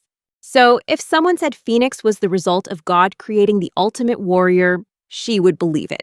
Remy thinks that he doesn't mind seeing his good friend being praised, as Phoenix wasn't the strongest from the start. But looking at him now, he can't help but reconsider. In the end, Phoenix defeated Citri with just a single punch, and they quickly conquered the 5th floor. Phoenix is getting close to the 10th floor, where he is waiting. Meanwhile, Cashew is amazed by the food presented before her. Even Carmela comes close with a spoonful of food to feed Remy, like lovers do. Seeing this, Remy feels flustered and tells her that he can eat by himself. Hearing this, Carmela makes a strange face and starts to act sad, saying that it must be a bother for him to have someone like her do that. She also apologizes to Remy, promising it won't happen again. Seeing Carmila's mixed expression of sadness and anger, Ramy feels scared and quickly replies that he'll eat it. Carmela is very happy to hear this. Cashew, who had been observing, is also surprised and then tries to feed Ramy, looking somewhat embarrassed and blushing. Ramy is also surprised to see Cashew coming to feed him. Suddenly, from somewhere, Agaris starts shouting and demands that Citri stay away from Lucy because she is about to eat her pudding and he doesn't want anyone in her way. Citri retorts that she was about to feed Lucy and calls Agaris a nuisance. Agaris loudly argues back that it's improper for any subordinate to cling to their superior after failing a mission. And they are witnessing it right before their eyes. Citri then asks Lucy if it breaks her heart that Agaris called their relationship improper. Lucy simply replies, no. Citri answers that she thinks it's too soon for Lucy to feel that way. Seeing Citri, Ramy notices that she's smiling in a way, but he's sure that her failure is still weighing on her. Agaris continues to rage at Citri, so Citri asks Lucy to intervene and stop Agaris from bullying her. Lucy asks Agaris to stop bullying Citri like that, reminding him that she told him to call his comrades by their names.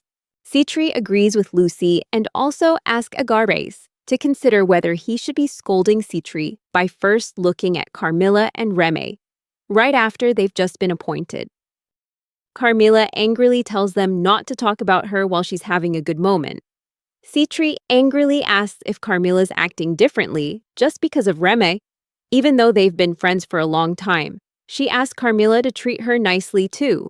Carmela replies that she's being nice, explaining that she still talks to Citri like this even with Ramy around, which shows how much she treasures their friendship.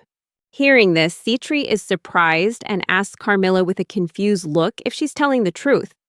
Carmela affirms that she loves Citri, saying she is a remarkable girl and hopes she continues to be a good girl. Citri again asks Lucy if she is really remarkable. A flustered Lucy replies yes, acknowledging that Citri is indeed remarkable. Ramy then shares that the four heavenly kings seem to have a friendly relationship with each other. Agaris, hearing about Cashew from somewhere, asks Ramy if he's with his comrades. Ramy replies no, causing Agaris to tell him not to lie and to reassure him that it's okay. Ramy also shares that Agaris made a contract with him under a misunderstanding, but Ramy corrected it in time. It was a different story when Agaris spoke with Cashew, but the demon leader had appointed him as one of the four heavenly kings. Ramy is confident that Lucy is clear-headed enough to make such decisions, so he chose to let things be. Ramy then says that after that, he met the person in the Black Knight's armor. They first met while sleeping, and he found out that her dungeon name was Furcus. Furcus had asked him to provide her with a meal every time she helps him, which was the condition of their contract. When Ramy returns from the party, Citri asks him if he can defeat Phoenix. Ramy replies that he can, but only with everyone's help. Citri asks again if Ramy is sure that he will stop his best friend from taking the #1 spot. Ramy replies that it doesn't matter, as it would be an insult to go easy on Phoenix just because he's his best friend. He stresses that they will fight with everything they've got. Hearing this, Citri is slightly surprised and asks Ramy to discuss it on another occasion. She mentions that if she is satisfied with his answer, she will consider making a contract with him. Afterward, Ramy goes to Cashew and asks if she wants to head back. Cashew says yes. Ramy then asks if the party was fun. Cashew replies that she made many friends. Suddenly, Lucy approaches and asks if Cashew is a promising secretary. She also asks Ramy if he has talked with everyone. Ramy replies yes, and that it's all thanks to Lucy's help. Lucy smiles and says she's looking forward to his battle tomorrow. Ramy promises to do his best. Then both Ramy and Cashew bid farewell to everyone and head back. On the way, Cashew shares that in the future she wants to become a monster, showing that she'd made up her mind from a very early age. Ramy happily asks if that's so, then wonders about Cashew being only 8 years old. He remarks that in their country, children usually decide on their careers at age 10. Because of that, he couldn't tell Cashew it was too early to dream. especially when he himself was passionate about becoming a hero since he was a child. He wonders how he could advise someone not to give up, even after becoming a dark mage. In the end, he decides to support Cashew in pursuing her dream. Cashew then says she has a wish for him. When Remy asks what it is, Cashew replies that until she grows up and is capable enough to help him, she wants him to stop making contracts with anyone else. After hearing this, Remy thinks about Carmela, who once wanted to be the first on his contract list. Cashew asks again if that's okay. Remy smiles, saying that's great because now he has one more thing to look forward to in life. When Cashew asks one last time, he replies that he's sure. Cashew joyfully shouts that she'll do her best. After signing the contract with Remy, both of them were overjoyed. The next day, Remy prepared for his first battle. The scene shifts to the staff room, where Remy was ready with his new look. Lucy asked him one last time if he was sure, since she had finished everything he'd asked for. Remy replied that he was more than satisfied and explained his decision to become a monster. He also thanked Lucy for creating the perfect outfit. Lucy called him a strange one and asked if he knew what happens to a demon with only one horn. Remy replied that he knew perfectly well. Lucy then asked if her grandfather had told him about it. Remy explained that his master had told him to name her Dungeon. He burst out laughing, telling Lucy not to be so serious because he was just joking, knowing that the dungeon's name had to be decided by the Demon King. Lucy laughed back, saying she didn't mind the joke, and reminded him that her grandfather was also a Demon King in his own right. She then asked Remy not to reveal his real name to anyone, since for today, he was simply the mysterious man in the cloak. Remy nodded, saying he understood. Lucy smiled and said she was really looking forward to his first battle. Remy assured Lucy he would deliver the best results since she had hired him. Lucy happily replied that it was something to look forward to. The scene shifts to the first floor of the Demon King's castle, where Remy met Glazia Labolas. He said he hoped they would work well together today and give it their all. Remy also asked Gla, the nickname he used for Glacial Labolas, also known as the Invisible Assassin, to get everything ready, since the hero party would be arriving soon. Remy explained that Gla's magic could make targets invisible, and their mission would be to use this ability in the fight. Today's opponents were the team ranked 249, who were entering the final area of the first floor where the boss awaited. Since Phoenix's party had already cleared this floor, the 249th ranked team planned to just copy their strategy. However, Remy was on the first floor this time, so they couldn't afford to let their guard down in the impregnable Demon King's castle. He also shared that the 249th ranked team consisted of a hero, 2 warriors, a holy knight, and a hunter. The team's hero possessed lightning magic and had a contract with a wind spirit. Remy guessed his nickname must be the Lightning Hero.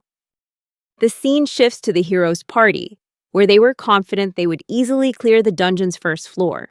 The other warriors in the group chattered that the ferocious little mutt wasn't cute at all, so they had no problem attacking it. They also discussed how, since they started after Phoenix's team, they had to really pick up the pace, or else the audience would make fun of them. The hero shouted that they were being ridiculous for thinking they could make an impression, especially when they didn't have any useless baggage like a dark mage on their team. He explained that their invisibility would break if they got too close to a target, and that spells couldn't be concealed. Even if you make a mage invisible, their spells would still be completely visible. However, that was precisely why dark magic was perfect, as it was already invisible to the naked eye. Remy revealed that everything was going according to plan. He apologized to the hellhounds sent ahead, explaining he had to sacrifice them to make the enemy let their guard down. During the fight, Remy began using his power to draw all attention to himself. Remy wondered what they would think when they saw him. A humanoid monster, like a dark dawn, leading a pack of hellhounds and suddenly appearing right behind them. The hero's party was stunned, wondering aloud if this floor was supposed to be hellhound territory. They couldn't understand why the 4th-ranked streamers hadn't mentioned this, leading them to guess that Phoenix's team had never even run into this demon. Slowly, the pack of watchdogs began to advance, ready to attack. However, the hero of the group signaled for caution, suspecting it might be a trap. The Holy Knight was right, Rem thought. Their original plan to copy Phoenix was useless now, and they knew it. But there was a more obvious and more dangerous element at play.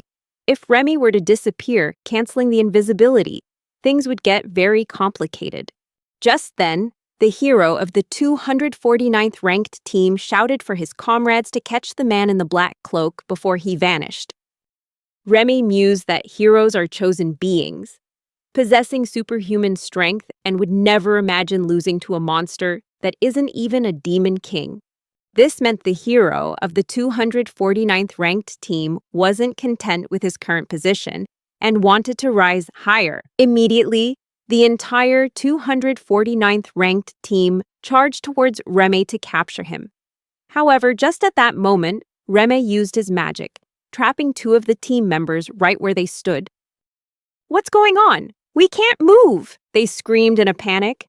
Witnessing this, a girl on the team anxiously asked the hero if they should go back and help them, but the hero ordered them to leave them behind, explaining that those two were holy knights, and yet they couldn't even deal with 6 puppy-sized hellhounds for 5 minutes. This situation put them in an extremely difficult position. At that moment, Remy wondered how he could possibly reveal his true identity as Lemegeton on the very first day. For that reason, he couldn't reveal that a powerful mage was hiding on the first floor.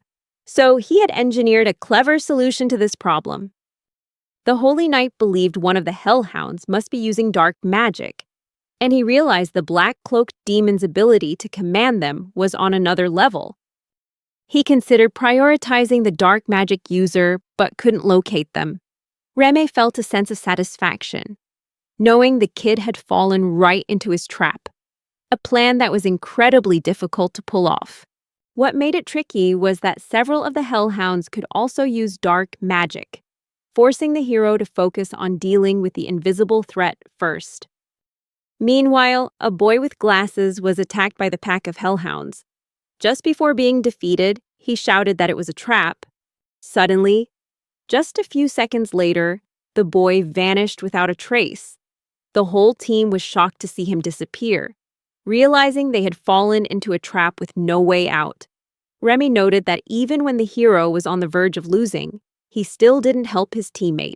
Remy noted that Phoenix and his party always used group tactics, advancing as a single unit. But this time, the team ranked 249 had been split apart, exactly according to his plan. Remy continued to unleash the black jester hounds on the hero. The hero roared in anger, shouting that if they dared to mess with him, they'd better be ready for what was coming. He unleashed his power, casting a spell to wipe out everything around him. But just as the spell was cast, Glacialabolas launched a surprise attack from behind. The hero quickly spotted it and tried to dodge. Remy shared that he had analyzed the party's raid strategy beforehand, and the hero was reacting exactly as predicted. In fact, desperate to find Remy, the hero had abandoned his comrades and was repeatedly casting massive spells to attack the unseen enemy. These spells were cast using the magical energy flowing through his body, which meant the hero could no longer unleash such powerful magic continuously. Seizing this opportunity, Remy used dark magic to disrupt his mind and pure darkness on the hero. Remy laughed out loud, wondering what they would think now, seeing what a useless dark mage could do. The hero's vision suddenly went black, and in the next instant, he was struck by Glacialabolas, leading to his complete defeat. The rest of the party was also quickly pushed to their limits and then wiped out by the army of hounds. With this victory, Remy had achieved his first official win as a demon. He thanked the hounds and Glacialabolas, admitting that he couldn't have won without them. Remy began to pet a few of the hounds, and in their delight, they played with him, showing their affection by licking him. Remy thought that when he returned, he would have to thank the hellhounds that were sacrificed in the battle. Joyfully, he told the hellhounds that if they liked his hands, he would pet them until every single one was satisfied. Ramy reflected that after overcoming many challenges, he had successfully completed his first job. He was also glad that his life as an officer in the Demon King's army was going smoothly since his first battle. Ramy recounted that he was often summoned to repel the raid parties that appeared daily. He also shared that, whenever he had free time, he would adjust the 10th floor, where he worked, to better suit the floor's boss, which was himself under the name Lemmigaton. Afterward, Ramy and Cashew worked together to improve the coordination among the personnel he had recruited from every floor of the castle. He also mentioned that Phoenix's party was still proceeding with their raid and had already cleared the 7th floor, the Sky and Trial Zone, and the 8th floor, the War Zone. Ramy predicted that his confrontation with Phoenix's party would probably happen soon, but he decided not to think about work today, as it was his day off. He had promised to meet someone, a woman who had helped him a great deal recently. Arriving at the park, Ramy thought he was 30 minutes early and figured that was fine. However, he was surprised to see that Carmela was already sitting on a bench. Suddenly, a young man approached Carmela, asking if she'd been sitting there since morning and if she was waiting for someone. He then suggested they go get a drink together.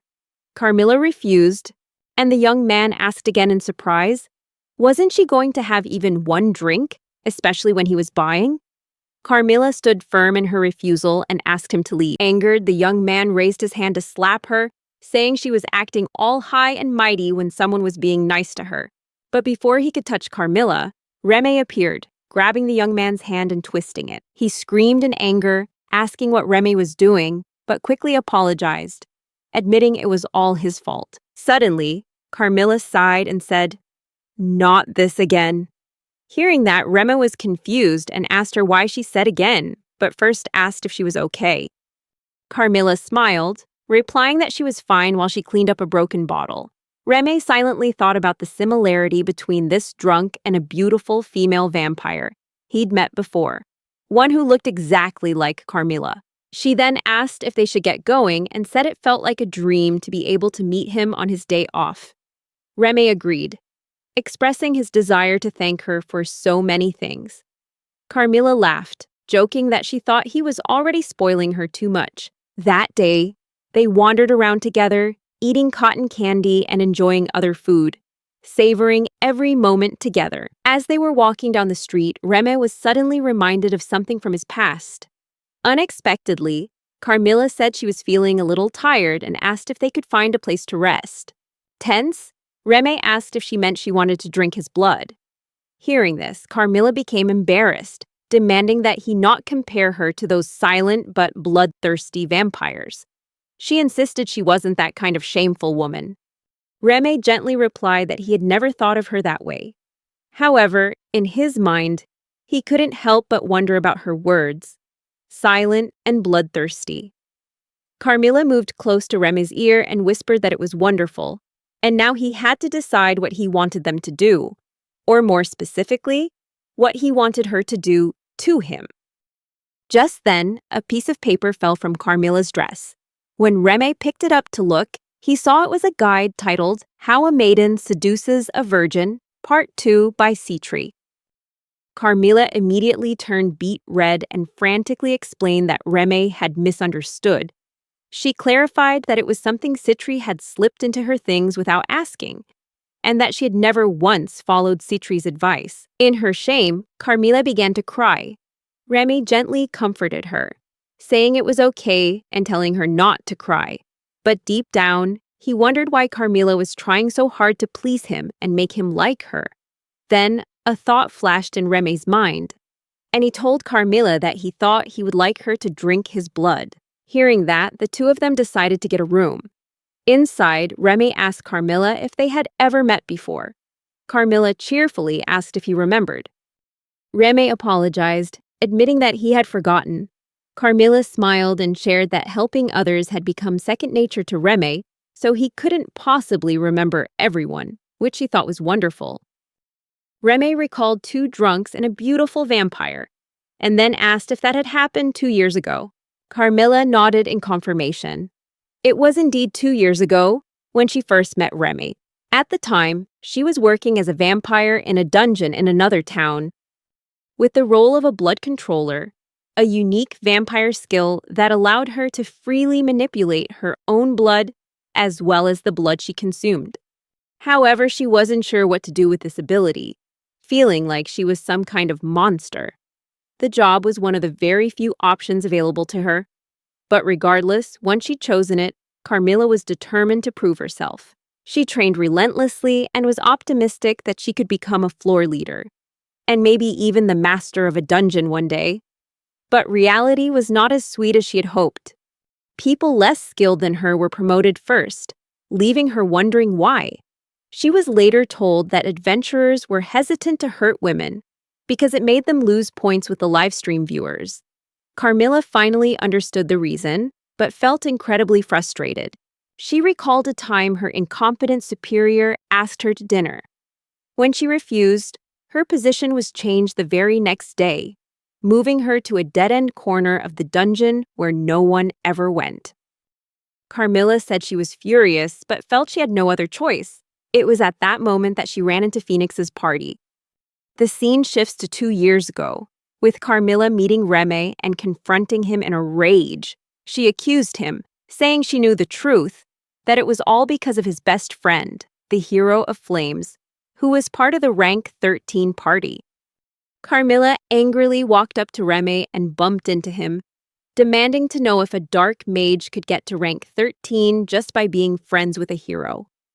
Instead of reacting, Ramy just looked at Carmela intently and asked with surprise if she was staggering and if she was okay. He even asked if she was with anyone. Carmela was confused, not understanding why Ramy wasn't angry at her accusations. Later, as she was stepping outside, a drunk approached her, asking if she was all right since she looked tired.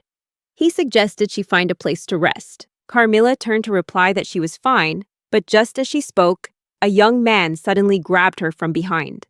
He covered her mouth to stop her from screaming and dragged her into a deserted area. The men laughed, saying their guess was right since she couldn't fight back. They taunted that a pretty woman shouldn't go to the restroom alone after drinking. They began to force themselves on her, tearing her clothes. In that moment of despair, Carmela wondered why the world was so cruel. It felt as if all her struggles were for nothing, as if no one cared about her for anything other than her body.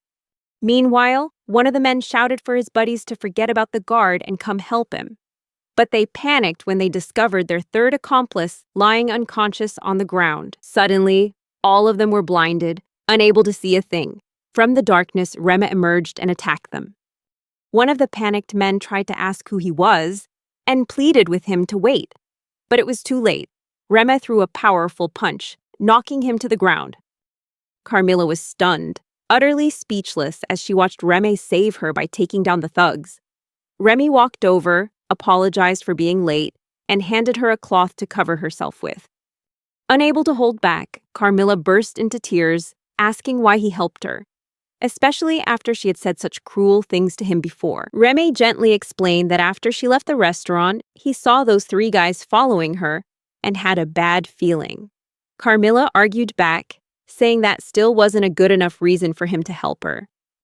Ramy asked, "Is that right?" He said he couldn't just stand by and do nothing when she was in danger.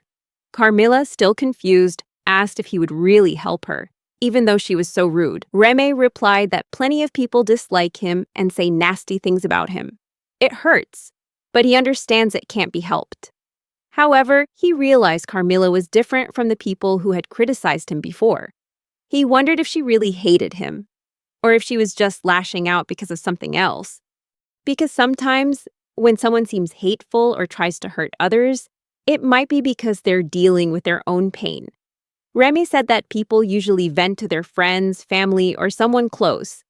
But some people can't do that because they believe so strongly in their own independence that they refuse to show any weakness. However, constantly suppressing your feelings can become toxic. Eventually, it has to come out somewhere, and sometimes they unintentionally take it out on a complete stranger who just happened to be in the wrong place at the wrong time.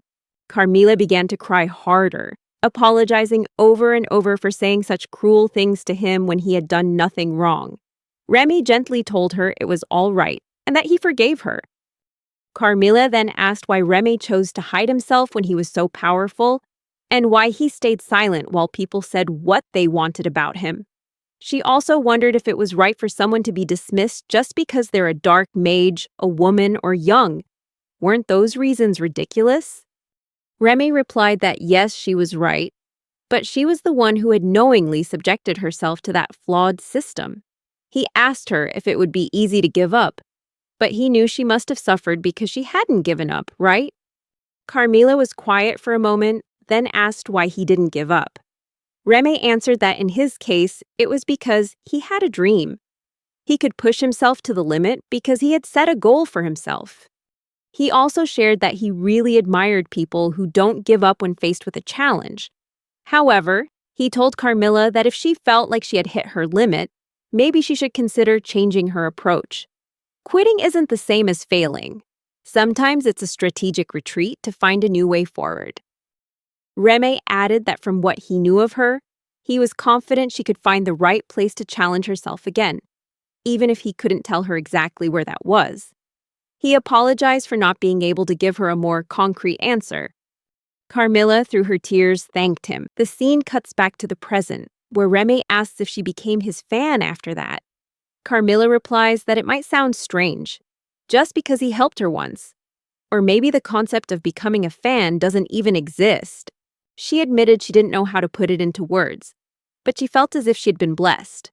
Ramy shared that he had always wanted to be a hero, but no matter how hard he tried, he felt he was still far from the heroic ideal he'd always dreamed of.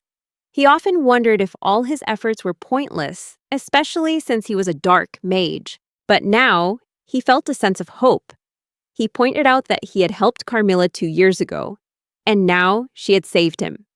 Because of that, he believes there's always a right way for people to conduct themselves, and sometimes the reward comes in the most unexpected ways. Ramy thanked Carmela, saying that thanks to her, he could now work at the Demon King's castle and continue pursuing his dream of becoming a hero for the demons. He sincerely expressed his gratitude, calling her his benefactor. Hearing this, Carmela blushed and unexpectedly pushed Ramy onto the bed. She whispered, asking why she was being so nice to him. Carmela wondered to herself if it would be okay to sink her fangs into him and pierce right through his body. Ramy happily replied with a yes, and she began to drink his blood. Afterward, Ramy asked if they had really just talked all night until the morning. Carmela smiled and asked if he knew the concept of a sleepover friend. Referring to someone who stays the night with another person without being intimate, she playfully suggested changing friend to girlfriend and sweetly told Ramy to decide what they should call their relationship from now on. Ramy asked to confirm that he had to decide, and Carmela nodded happily, saying yes. This was something he needed to choose for himself. Ramy thought for a moment and then asked if she hated sexism. Carmela smiled and said she really did hate gender stereotypes, but that Ramy was her one and only exception, the most special person to her. She asked him in return if he was against sexism. Ramy pulled her closer and replied that he wasn't, and so their love story began. The scene changes to a hotel where everyone is throwing a party to celebrate Remy's rehiring. They were drinking beer together, and after a while, Blitz suggested Ramy reconsider going back to work at the Demon King's castle. Ramy replied that things at the castle were going better than he'd expected. Carmela cut in, saying that was too modest, because to her and everyone else, Ramy was their savior, their hero. Blitz then asked Ramy if he knew what happened the other day, mentioning the raid by the Thunderclap hero party. Ramy replied that it was his first offensive operation. Blitz mentioned that he knew Ramy had used his magic on everyone, just like he did before with the purse snatcher. He asked if it wasn't incredible that the same magic also worked on heroes. Carmela agreed, saying it was truly amazing. Ramy let out a laugh, making Carmela angry as she demanded to know why he was laughing. Ramy didn't answer, causing her to complain that he was being mean. He apologized, and Carmela smiled, forgiving him. Blitz commented that they seemed to get along very well. Carmela laughed and said Blitz had a keen eye, because they were indeed getting along great. Remy nodded, agreeing they were closer than ever. Blitz said it was nice to see Remy finally opening up more. He remarked that while Remy was approachable, he tended to keep people he knew at arm's length. Then Blitz joked loudly that he'd still think of Remy as a salesman until he really started to blend in. Remy apologized dejectedly, but Blitz reassured him that he wasn't mad. He was just trying to encourage Remy to be more open. Suddenly, a young boy approached them and asked if they had a moment. The boy called Remy's name, and when he turned to look, he was stunned and asked how Ariel had managed to find him. Remy explained that Ariel was the boy's name, and like Phoenix, Ariel was one of only 2 people of their generation to have connected with the 4 great spirits. Not only that, but Ariel was also the leader of the #1 ranked party. Ariel looked at Remy and asked how he had been. Ariel mentioned it had been a while since they last met and admitted he'd been looking for Remy, which hadn't been easy. Remy nervously asked why Ariel was looking for him. Suddenly, Remy grew even more anxious as the people nearby began to recognize Ariel. Fortunately, everyone assumed it was just a case of mistaken identity and didn't cause a scene. Remy let out a sigh of relief, sharing that it had been a close call, because if people had realized that hero Tempest was there, it would have caused a massive uproar. Remy also revealed that he could use dark magic instinctively, almost as a reflex, on anyone in his sight. After he left the organization, reporters had swarmed to interview him, but none of them were ever able to see him. The reason was that he had cast a perception-disrupting dark magic, strong enough to completely hide his presence. However, Remy admitted that people like Ariel were powerful enough to resist this spell, which meant he had to continuously cast spells to conceal his whereabouts. He also guessed, based on that Ariel must have been constantly using magic to follow his trail this whole time. Ariel introduces himself to Carmela and Blitz, saying he works as an adventurer. He turns to Blitz and asks if he's a friend of Rem's. Blitz says yes, explaining that he's a huge fan and asks Ariel if he can get an autograph. Ariel agrees and signs Blitz's t-shirt. Blitz shouts with joy that it's awesome being friends with Remy and starts celebrating after getting the signature. Ariel laughs and asks Remy, "Looks like you've got an interesting friend, huh? Maybe you've met some great people since coming to this town." Remy smiles and replies, "Yeah, I think so too." Ariel then turns to ask Carmela if she's a vampire, and she confirms it. Ariel continues, asking Remy, "Isn't she an amazing woman then? She's trying to hide her identity just to live with you, because to her, you're truly that important." Ariel also asks if, based on what he's seen, he's guessing they're in a romantic relationship. Carmela replies with a smile that their relationship isn't just friendship or love, but something even deeper. Hearing this, Remy wonders if that means Carmela has now become his wife. Ariel laughs again, saying he was worried when Remy left Phoenix's party. But now he realizes it was unnecessary, since Remy is able to enjoy his life with wonderful friends. Remy replies that things aren't exactly like that, but he appreciates knowing Ariel was worried about him. Ariel then turns to Carmela and Blitz, asking if he could have a moment alone with Remy. Carmela and Blitz look at Remy in surprise, but then nod in agreement. Ariel asks Remy why he didn't join his party when he heard he was looking for a new one. Both Blitz and Carmela are stunned to hear this from Ariel. Ariel asks Remy again, "What were you doing during that time?" Remy replies that he's no longer an adventurer and asks Ariel, "Who in your party left?" Ariel replies, "It was Panacea." Hearing the name Panacea, Remy is stunned and shares that she's a 32-year-old white mage, a lesser-known profession, treated only slightly better than a black mage.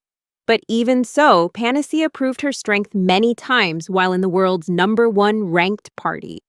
Ariel adds that Panacea just had her 3rd child, so it was time for her to settle down. Remy asks if he could be a temporary replacement for Panacea. Ariel immediately denies this, saying that Remy would be a full-time member, not just a substitute. Hearing this, Remy wonders if he's really going to become a member of the #1 ranked party in the world. He confusedly asks why they would choose him. Ariel laughs and asks back, "Is it that strange? You are the black mage for the world's number 4 ranked party. The moment I saw you in this tavern, I could tell your magic was absolutely spectacular. Moreover, Ariel could sense that his power was immeasurable. Ariel then looks at Ramy and asks if he knows of Lucifer, the demon king. Ramy silently wonders if it's true that Lucifer is his master, a truth he can't share with anyone. Ariel continues to talk about the Raid Wars era, when he was just a rookie and used to raid dungeons with various parties. During one confrontation with Lucifer, Ariel felt a chill run down his spine, a feeling he had never experienced with any other enemy. Ariel looks directly at Ramy and says that when he first met him, that same chilling sensation briefly returned. Hearing this, Ramy is stunned, realizing that Ariel was perceptive enough to not only recognize the master-student relationship between him and Lucifer, but also to sense a hint of his master within him, even when Ramy was deliberately hiding it. The fact that Ariel could sense this after just a few interactions shows exactly why he is the leader of the world's number 1 ranked party. Before leaving, Ariel says that he's ready to welcome Ramy and will wait for him for 1 week. Blitz excitedly asks Ramy if it isn't incredible that he's about to become a member of the number 1 party. Carmela, with a forced smile, also says that it seems there are still adventurers who understand how amazing Ramy is. Carmela congratulates Ramy, saying that even though their time together was very short, to her, it was like a dream. She affirms that she will never forget him. Ramy looks at Carmela and asks if she really thinks he's going to accept the offer. Carmela, surprised, asks if his original goal wasn't to become the number 1 adventurer. She also brings up Lemegeton, the one who always hides his face, and asks if that isn't the heroic figure Ramy has longed to be since he was a child. Ramy gently replies that the dream Carmela just mentioned has never been his second choice. Then he takes her hand and runs towards Ariel, asking Blitz to give them a moment. Ramy calls out for Ariel to stop. When Ariel turns around, he asks if Ramy has made his decision. Ramy replies, "I have."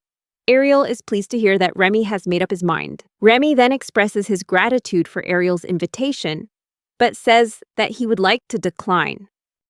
Hearing this, Ariel tilts his head slightly and asks if he could know the reason for Ramy's decision. Ramy explains that while he wants to become number 1, that doesn't mean he wants to be handed the title. Ariel nods, acknowledging that reaching the top is something one must conquer on their own, not be lifted to by others.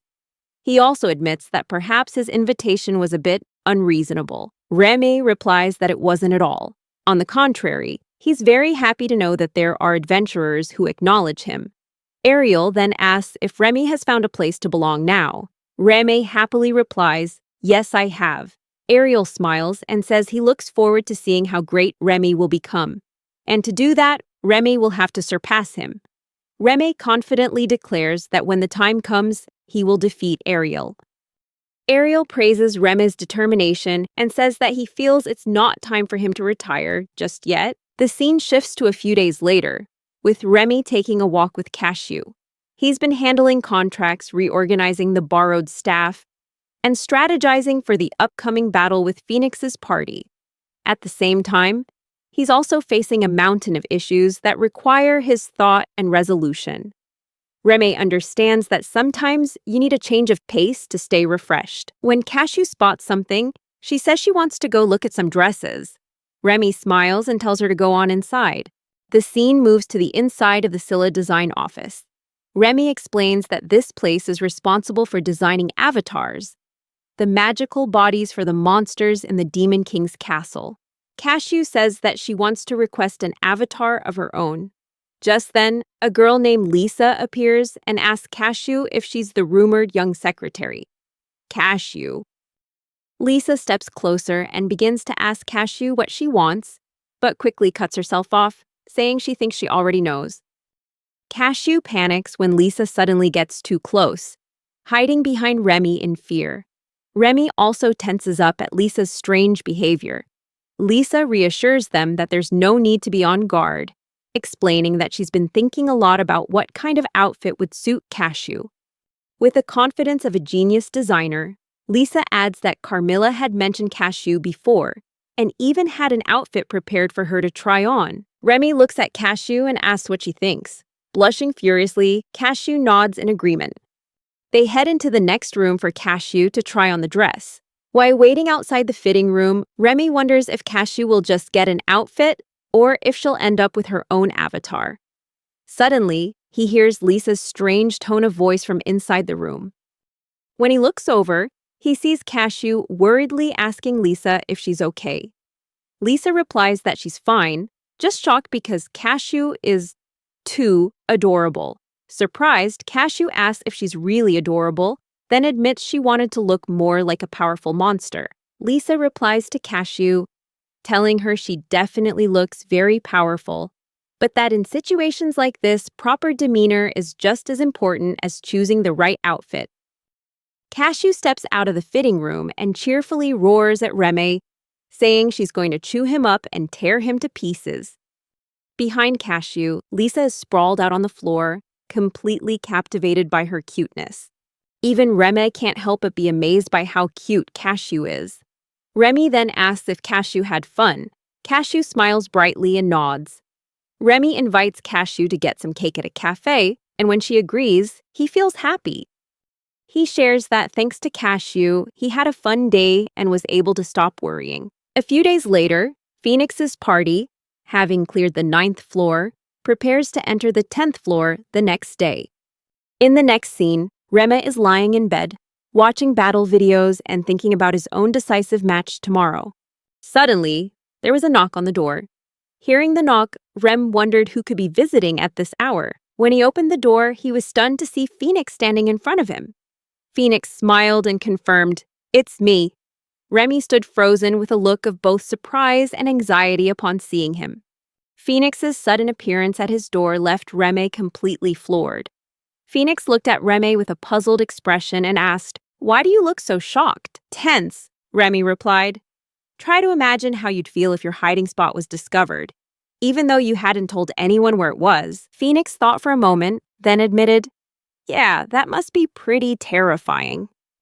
Phoenix then said he had heard about Remy from Ariel and asked angrily, "Why didn't you tell me you'd found a job?" Remy, still tense, asked Phoenix back, "How did you find me?" Phoenix replied, "I searched everywhere around the area where you and Ariel met at the bar, until I picked up your mana signature." Remy frowned and asked with a strange look, "Are you a stalker?" Phoenix chuckled lightly and replied, "I have something important to discuss with you. If you were in my shoes, you'd be worried too." Remy lowered his head and apologized, explaining that he found it hard to face Phoenix. For some reason, he didn't quite understand himself. Phoenix replied that he thought he was the one who should be apologizing. Remy turned and asked Phoenix, "How about we go get a drink and talk there?" Phoenix, looking puzzled, asked back, "Are you sure?" Rem nodded, but then he suddenly remembered and apologized.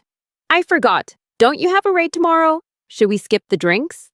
Phoenix replied cheerfully, "It's fine. A hero shouldn't be defeated by a little alcohol."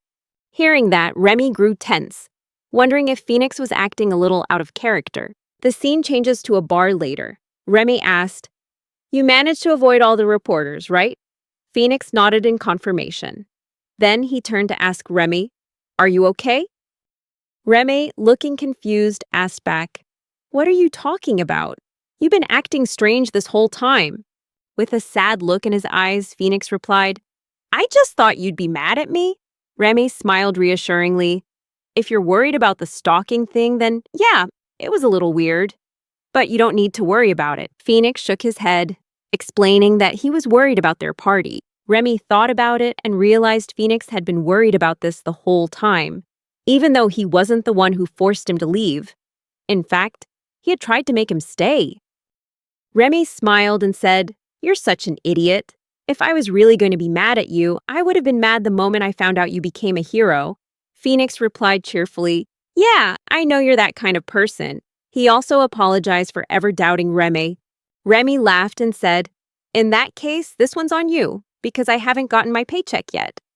Phoenix burst out laughing and agreed, "Deal." Then Phoenix narrowed his eyes mischievously and asked, "So, you've got a girlfriend now, right?" Remy was stunned by Phoenix's question.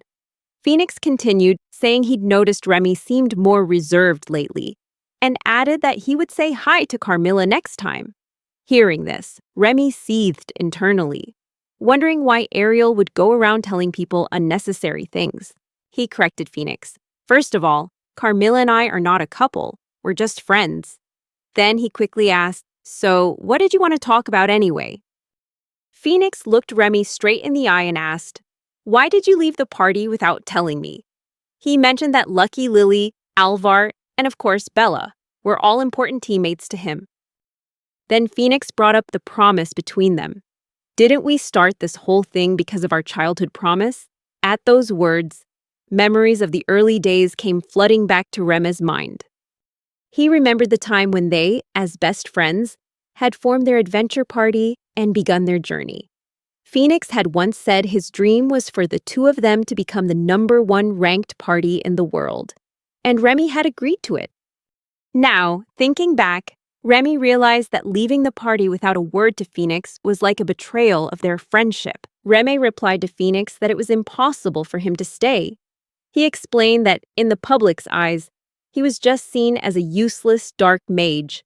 Even if he revealed his true power only to his close teammates, Alvar wouldn't be able to keep it a secret. He probably wouldn't even try. Phoenix, lost in thought, didn't know how to respond. Remy said that besides Phoenix's achievements and fame as a hero, something else was holding him back from reaching World Rank 3. He told Phoenix to think about what that could be, saying that he was sure his own existence had to be on Phoenix's mind. Phoenix exclaimed loudly that if Remy had still been in the party, they could have easily climbed to World Rank 4. Remy replied that he wasn't the only reason for that success. He also brought up Bella, saying that she was an incredibly talented person. Phoenix then asked if Remy had been following their raids. Remy replied that yes, he had been glued to the screen watching their raids. Phoenix asked Remy if he knew that recruiting Bella might have helped boost their appeal to the audience. However, Phoenix still wondered if that decision was his fault. Remy thought and realized that even though Alvar and the others were top-tier adventurers, they couldn't develop as quickly as a hero who wasn't trained by the Demon King, like Phoenix. Despite being from the same generation and having great potential, they were still limited by their lack of experience. Remy shared that he always wanted to quickly reach World Rank 1 with Phoenix. Naturally, he tried not to reveal his true power, and instead used his magic in a way that made his teammates appear stronger. As a result, thanks to his magic, his teammates displayed strength far beyond their actual abilities. However, he also admitted that his magic had inadvertently hindered their natural growth, preventing them from improving gradually over time. Phoenix admitted that he felt guilty about it too. Remy asked if Phoenix's actions had changed a bit after they cleared the 7th floor. Phoenix nodded and said that the change was largely thanks to Bella. Phoenix recounted everything they had discussed as a party. After hearing it all, Remy was surprised to learn that Bella had suspected him that much. Tensely, Remy asked if Alvar had noticed it too. Phoenix replied that it seemed Lucky and Lily had changed their perception of Remy, and Alvar had become aware of it too, which was typical of him. Remy couldn't help but be surprised by Bella's shrewdness. Phoenix added that he had temporarily recruited Bella to the team. In his thoughts, Remy realized that overly powerful dark magic could be mistaken for shadow magic, which had caused humanity much suffering in the past and was still considered dangerous to this day. If he were suspected of being a shadow mage, it would cause a serious problem. The kingdom might start monitoring him, and rumors would spread quickly, affecting the team's reputation. This was why he had to keep his power a secret. Phoenix, now angry, slammed his glass on the table, about to say something. But before he could speak, Remy understood and gently told Phoenix not to say anything more. Remy explained that Phoenix understood why he had never talked about this with him. He didn't want to face that situation and told Phoenix to just admit it. The situation was, if Remy had spoken up, Phoenix would have surely told their teammates that if they wanted to kick Remy out, they should be the ones to leave the party, not Remy. That's why Remy chose to say nothing. If Phoenix had said that to Alvar and the others, it would have been meaningless, as no one would support a hero who would expel his teammates just to keep a childhood friend. Phoenix suddenly turned serious again and asked, "So, are you saying our dream was never possible from the start?" Remy was stunned by Phoenix's line of thinking. But now he had an answer. He told Phoenix that no matter what, he was still determined to become a hero. Phoenix was surprised and asked Remy if he remembered that he had already rejected Ariel's invitation. Remy nodded and replied, "That's right, because becoming #1 in the world isn't something that can be just handed to you." Phoenix asked if Remy had found a new team. Remy gave a rather vague answer, which confused Phoenix and made him ask for a simpler explanation. Phoenix wanted to know if Remy was saying he would become a hero all by himself. Remy replied that he had already found teammates. So for now, it would be a competition. Phoenix continued to look at Remy in confusion, and Remy smiled, asking if Phoenix remembered when he invited him to be a teammate. Back then, Remy had said the same thing, right? The scene flashes back to the past when Remy and Phoenix were children. A young Remy once asked Phoenix if he understood that the hero is always the one who wins in the end. But in another way, whoever wins in the end becomes the hero, right? Remy had warned Phoenix that if he wasn't careful, Remy might surpass him in the future. Phoenix nodded, showing he remembered those words clearly. Remy concluded by saying, "Well then, let the better man become the hero." He emphasized that even though they were friends, he wouldn't hold back. Phoenix smiled and replied that he was also planning on waiting for Remy on the throne of the world's #1 rank. Remy laughed and asked if Phoenix hadn't been whining a bit too much. Phoenix replied that he had, because he was lamenting the heartlessness of his best friend, who not only left without a word, but also cut off all contact with him. Remy understood that Phoenix was angry with him, so he sincerely apologized. But Phoenix, still annoyed, added, "What's more, you went and found new friends and a lover, and you're having fun with them." Hearing this, Remy tried to calm Phoenix down, telling him to cool it and stop frowning. He suggested, "How about we go for a drink?" Phoenix finally agreed, nodding. "Yeah, sure. What's the occasion?" Remy replied that he just felt like drinking, and so the two raised their glasses, toasting to their rivalry and to the two heroes. Afterwards, they left the house together. On the way, Phoenix announced that his team would be raiding the 10th floor tomorrow. Remy replied that he already knew. Phoenix confidently declared that they would win and wanted Remy to watch the match. Remy smiled and agreed. Phoenix continued, sharing that he would be one step ahead of Remy on the journey to becoming #1 in the world. Hearing this, Remy replied cryptically, "You think so?" Phoenix raised an eyebrow and asked, "Are you implying that I'm gonna lose?"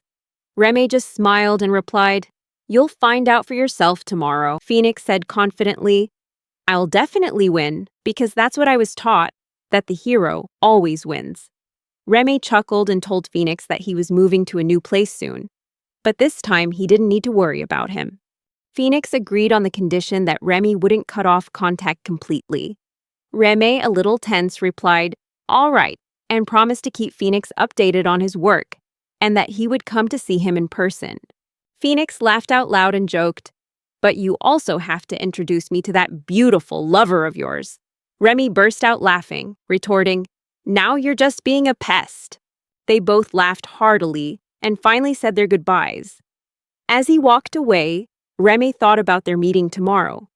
They would face each other again, but this time not just as best friends, but as rivals.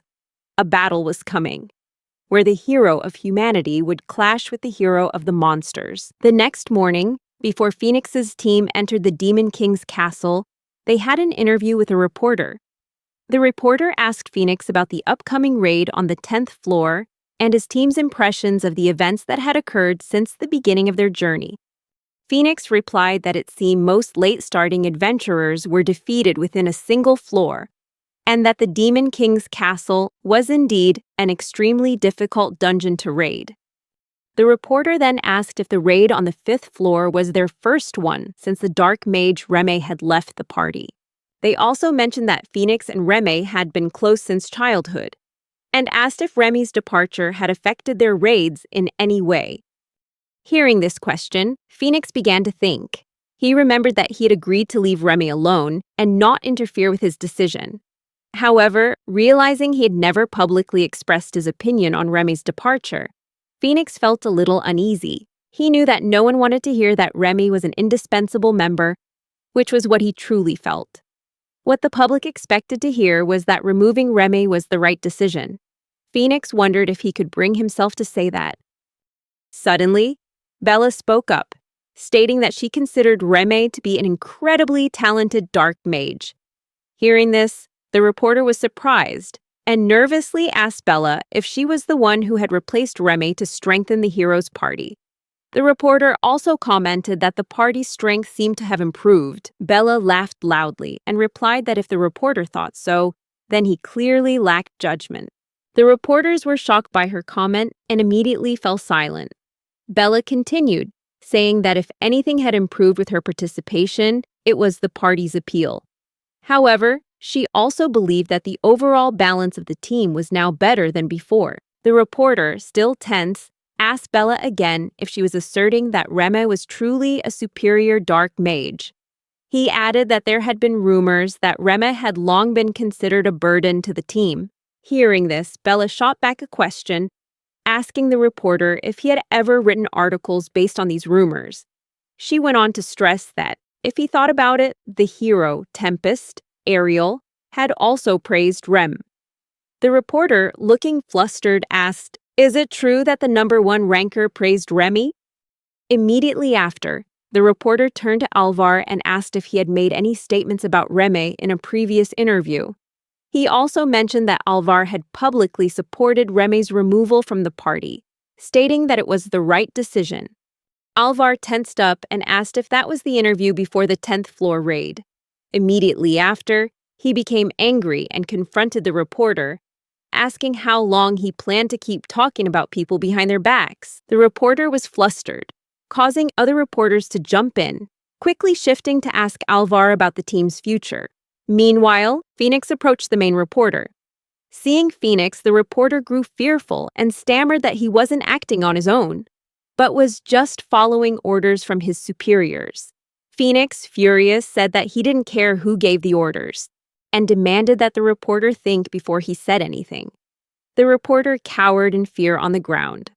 Bella calmly said that she believed Phoenix's feelings for his childhood friend had been made clear, but advised him not to use magic to threaten civilians. Phoenix growled back that he wasn't threatening, just warning. Bella reminded Phoenix that it wasn't just what he said, but how he said it that mattered, and advised him to calm down a bit.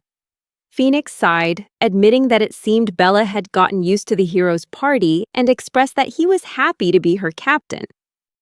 Bella smiled, replying that it was an honor, then asked if Phoenix still missed Remy. Hearing this, Phoenix frowned and told Bella to stop teasing him. Bella replied that she was simply worried. Then they both shared a soft laugh. Lily commented that perhaps they had pushed Bella too hard and asked if she needed a break. Lucky also shared that although the difficulty was very high, having come this far, he didn't want to start over from the beginning. Lily cheerfully declared that with their current lineup, they could definitely win. However, he also added that no matter what stood in their way, he would take it down himself without calling for help again. Phoenix told everyone that they had said enough and that it was time to proceed with the raid on the 10th floor. The scene shifts to the 10th floor of the Demon King's castle, where Remy is sitting on a sofa, awaiting the arrival of Phoenix's party. He tells those around him that Phoenix's group will soon attack this floor.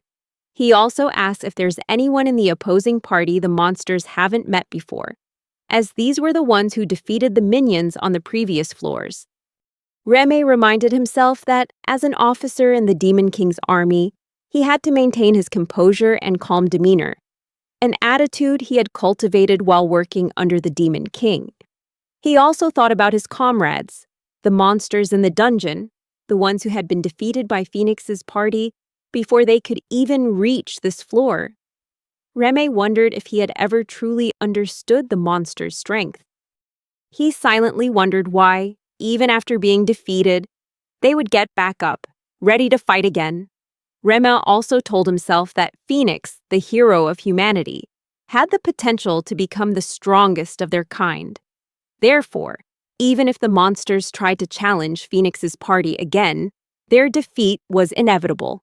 Remy loudly asks the monsters if they are just standing there to be defeated once more.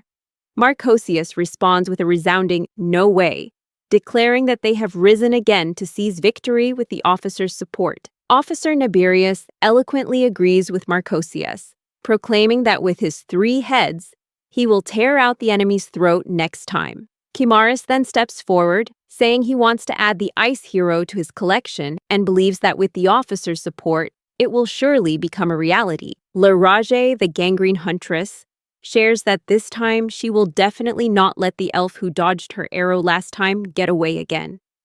Remy cheerfully praises their spirit, affirming that as long as they hold on to their indomitable will, true failure will never come. No matter how many times they are defeated, the final victory will still be theirs. He declares that from this day forward, they will go on the offensive. He asks only one thing, that they follow his orders, and if they do, victory will be theirs. All the monsters roar in agreement. Carmela steps forward, kneels, and vows that they will follow Rem's command and ensure Lemegeton's victory. Meanwhile, Phoenix and his party have reached the 10th floor of the Demon King's castle. Remy welcomes them, expressing relief that they have finally made it. To hide his identity, he uses the voice-changing feature built into his mask. When Phoenix's party enters the 10th floor, just like on the 5th floor, they are immediately drawn into a battle with the floor boss. Remy explains that on this floor's extremely long corridor, there are 2 doors. The first door is the entrance, where the adventurers come in. The second door is the exit, which they will have to defend. He also shares that he could have used his dark magic to gradually weaken the hero's party, and then let the monsters finish them off, as he did on previous floors. However, this time he chose a different approach. Alongside his comrades who are determined to fight Phoenix's group, Remy decides to take down the hero's party in one decisive blow. This is not only what he desires, but also his responsibility, to lead everyone to victory, now that they have all chosen to trust and follow his command. Remy introduces himself to Phoenix's party as an officer of the Demon King's army and the dark mage of the Tusks, Lemegeton. Phoenix responds in kind, declaring himself the one who will raise his sword against the Demon King after defeating Lemegeton. Remy calmly replies that this will never happen, as they will all be annihilated on this 10th floor. Immediately after, Remy uses dark magic to suppress all members of Phoenix's party. Seeing this, Phoenix laughs, which makes Remy smile as well. Bella, confused, asks Phoenix what just happened. Phoenix, with a confident smile, explains that he understands the situation now and realizes that what's before them is truly amazing. Phoenix draws his sword, his expression turning serious, and declares that they will fight with all their might, as prolonging the fight would put them at a disadvantage. In his heart, Remy wonders if Phoenix has realized that Lemegeton is his best friend. Remy replies that if Phoenix has made it this far, he will accept his challenge. Just then, Firkus and Carmela also appear, stunning all the members of the hero's party. Although kings had been defeated before, the appearance of all 4 heavenly kings at once could pose a major problem for them. Remy explains that it depends on the dungeon, but one can summon a heavenly king to any floor they wish, just once. This can happen on floors they don't manage. On the other hand, apart from the high-ranking leaders, rare monsters equivalent to floor bosses cannot appear on other floors. After finishing his speech, Remy leads them back to the link room. However, there is one exception. If the heavenly kings do not appear naturally, then they are summoned by someone. Remy wonders if Phoenix and the others know about his ring, and for that reason, he must create the impression that this is just a normal raid. Lily tells her teammates that the Black Knight Firkus will be a huge problem, as she can't pierce his armor with her arrows. Bella suggests that if their goal is a quick, decisive battle, they should aim for the floor boss. Noticing that Alvar and Lucky look tense, Bella asks if they want to leave. Lily replies that it's not a good plan and reminds her that another group was wiped out trying that approach. Bella responds that Lily must be talking about the roaring thunder lion. She also mentions that, based on the rate of decline and the type of dark magic involved, she can't imagine it was done by just one person. Lily agrees that it would be natural to assume there are multiple dark mages hidden on the 10th floor. Just like on the first, Alvar, annoyed, shouts that this is so boring and won't be interesting for the audience, even if the monsters use dark magic. Bella replies that might be true if it were just one person, but everything depends on the combination. She's certain Alvar is aware of that. Hearing this, Remy wonders if she has truly realized his capabilities, but it seems she hasn't yet connected Lemegeton with him. Alvar tells Bella that there's one thing about Remy that's better than her. Remy doesn't talk as much as she does. Bella replies that it seems Alvar is truly a patient person. Suddenly, Furcus gets angry, slams his hand on the ground, and charges toward Phoenix to fight. Phoenix draws his sword, and they clash. During the fight, Furcus's sword is cut in half, forcing him to switch to using the remaining part of his weapon, which is a spear. The battle continues, and Furcus attacks Phoenix with his spear. Phoenix easily dodges the attack and counters by slashing at Furcus. Although Phoenix's strike was powerful, Furcus's armor was only slightly scratched, which surprised Phoenix. Suddenly, the Dragonutes try to join the fight, prompting Bella and Lily to interrupt, yelling for them to apologize for interfering in the duel. To stop the Dragonutes from interrupting, Bella asks Lily if they should thin out the Dragonutes' numbers while the distance hasn't been closed. Lily agrees, saying that achieving divine speed would be difficult, but firing normal arrows is possible. Suddenly, Carmela steps up, cutting her own nerves with her nails, causing blood to gush out furiously. She declares she will punish the foolish adventurers who dare to oppose Lemegeton with blood. As Carmela approaches Luck, he feels scared and asks if the vampire's extremely brutal atmosphere isn't unsettling. He also remarks that the intensity of her dark magic is also very high. Alvar steps forward, asking everyone to give him a few seconds to deal with Carmela. Everyone look at Alvar in surprise, wondering what he plans to do, given that dark magic is involved. However, Alvar uses his sword to attack, yelling that no matter how slow he is or how much his combat ability has dropped, dark magic cannot be cast on a weapon. He swings his sword furiously, but surprisingly, his sword isn't aimed at Carmela, but at Remy. Remy realizes that Alvar is right. Even if Alvar's power has diminished, magic swords are still weapons that obey their user's will, and dark magic cannot be cast on inanimate objects. However, Remy knows exactly who Alvar is and how many years they have fought together. He wants Alvar to maintain his arrogant attitude and needs him. As Remy dodges the sword attack, the blade embeds itself in the wall. Seeing this, Alvar and the others are all shocked. Remy grabs Alvar's sword and praises its quality, but also suggests that perhaps it would be better to let go. Suddenly, Alvar feels himself being pulled toward Remy as Remy grips the sword. In reality, Remy knows that Alvar's magic sword determines its own path, including how it moves and returns. In this situation, Remy is certain it was destined to stab him in the head and then return to Alvar's hand. However, he wonders what would happen if Alvar's opponent grabbed the sword before it could return. This scene unfolds before everyone's eyes. As Alvar tries with all his might to stop, but is still being pulled toward Remy, he finally managed to stop but was still dragged back. Before he could even get close to Remy, Carmela smiled and slashed at Alvar's arm with her weapon. Alvar fell to the ground, severely injured. Carmela told Alvar not to worry, and that she would allow him to die, but only after he went mad from her torture. Alvar was furious, while Luck and the others tried to approach to help, but he screamed at them not to come any closer, as it would be useless. Hearing this, Remy wondered to himself why Alvar wasn't just being a fool. Alvar saw himself as a sacrificial pawn. In fact, he knew he had already lost and had no intention of calling his comrades for help. However, Alvar's judgment was a bit shallow. In reality, that would probably have been the right move in many situations. Carmela laughed and asked Alvar if he was doing okay now, seeing as he'd lost the one story he was so proud of. She suggested he was just a savage with a sharp tongue. Finally, she asked, shouldn't he be crying and calling for his teammates to help him? Alvar yelled at Carmela that arrogantly boasting when she herself had lost before didn't suit her at all.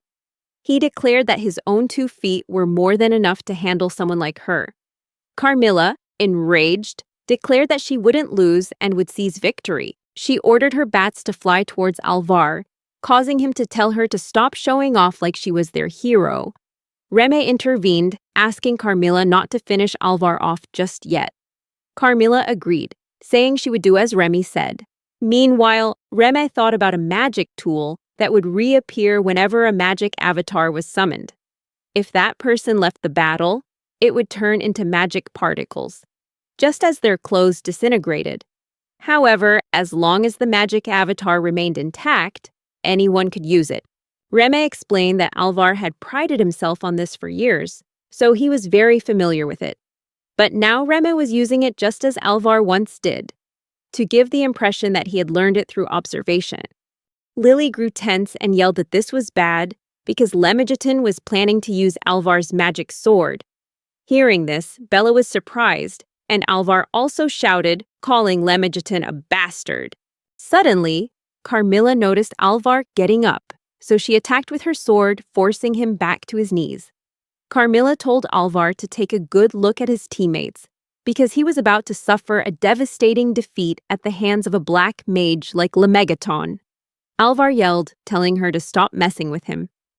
Ramy, furious, activated Alvar's magic sword and directed it towards him. Alvar was stunned to see his own sword rushing toward him. Lily cried out and asked Bella to protect them. Bella replied that Lemegeton had completely anticipated Alvar's actions. He knew their team well, so he could likely adjust the magic sword's path.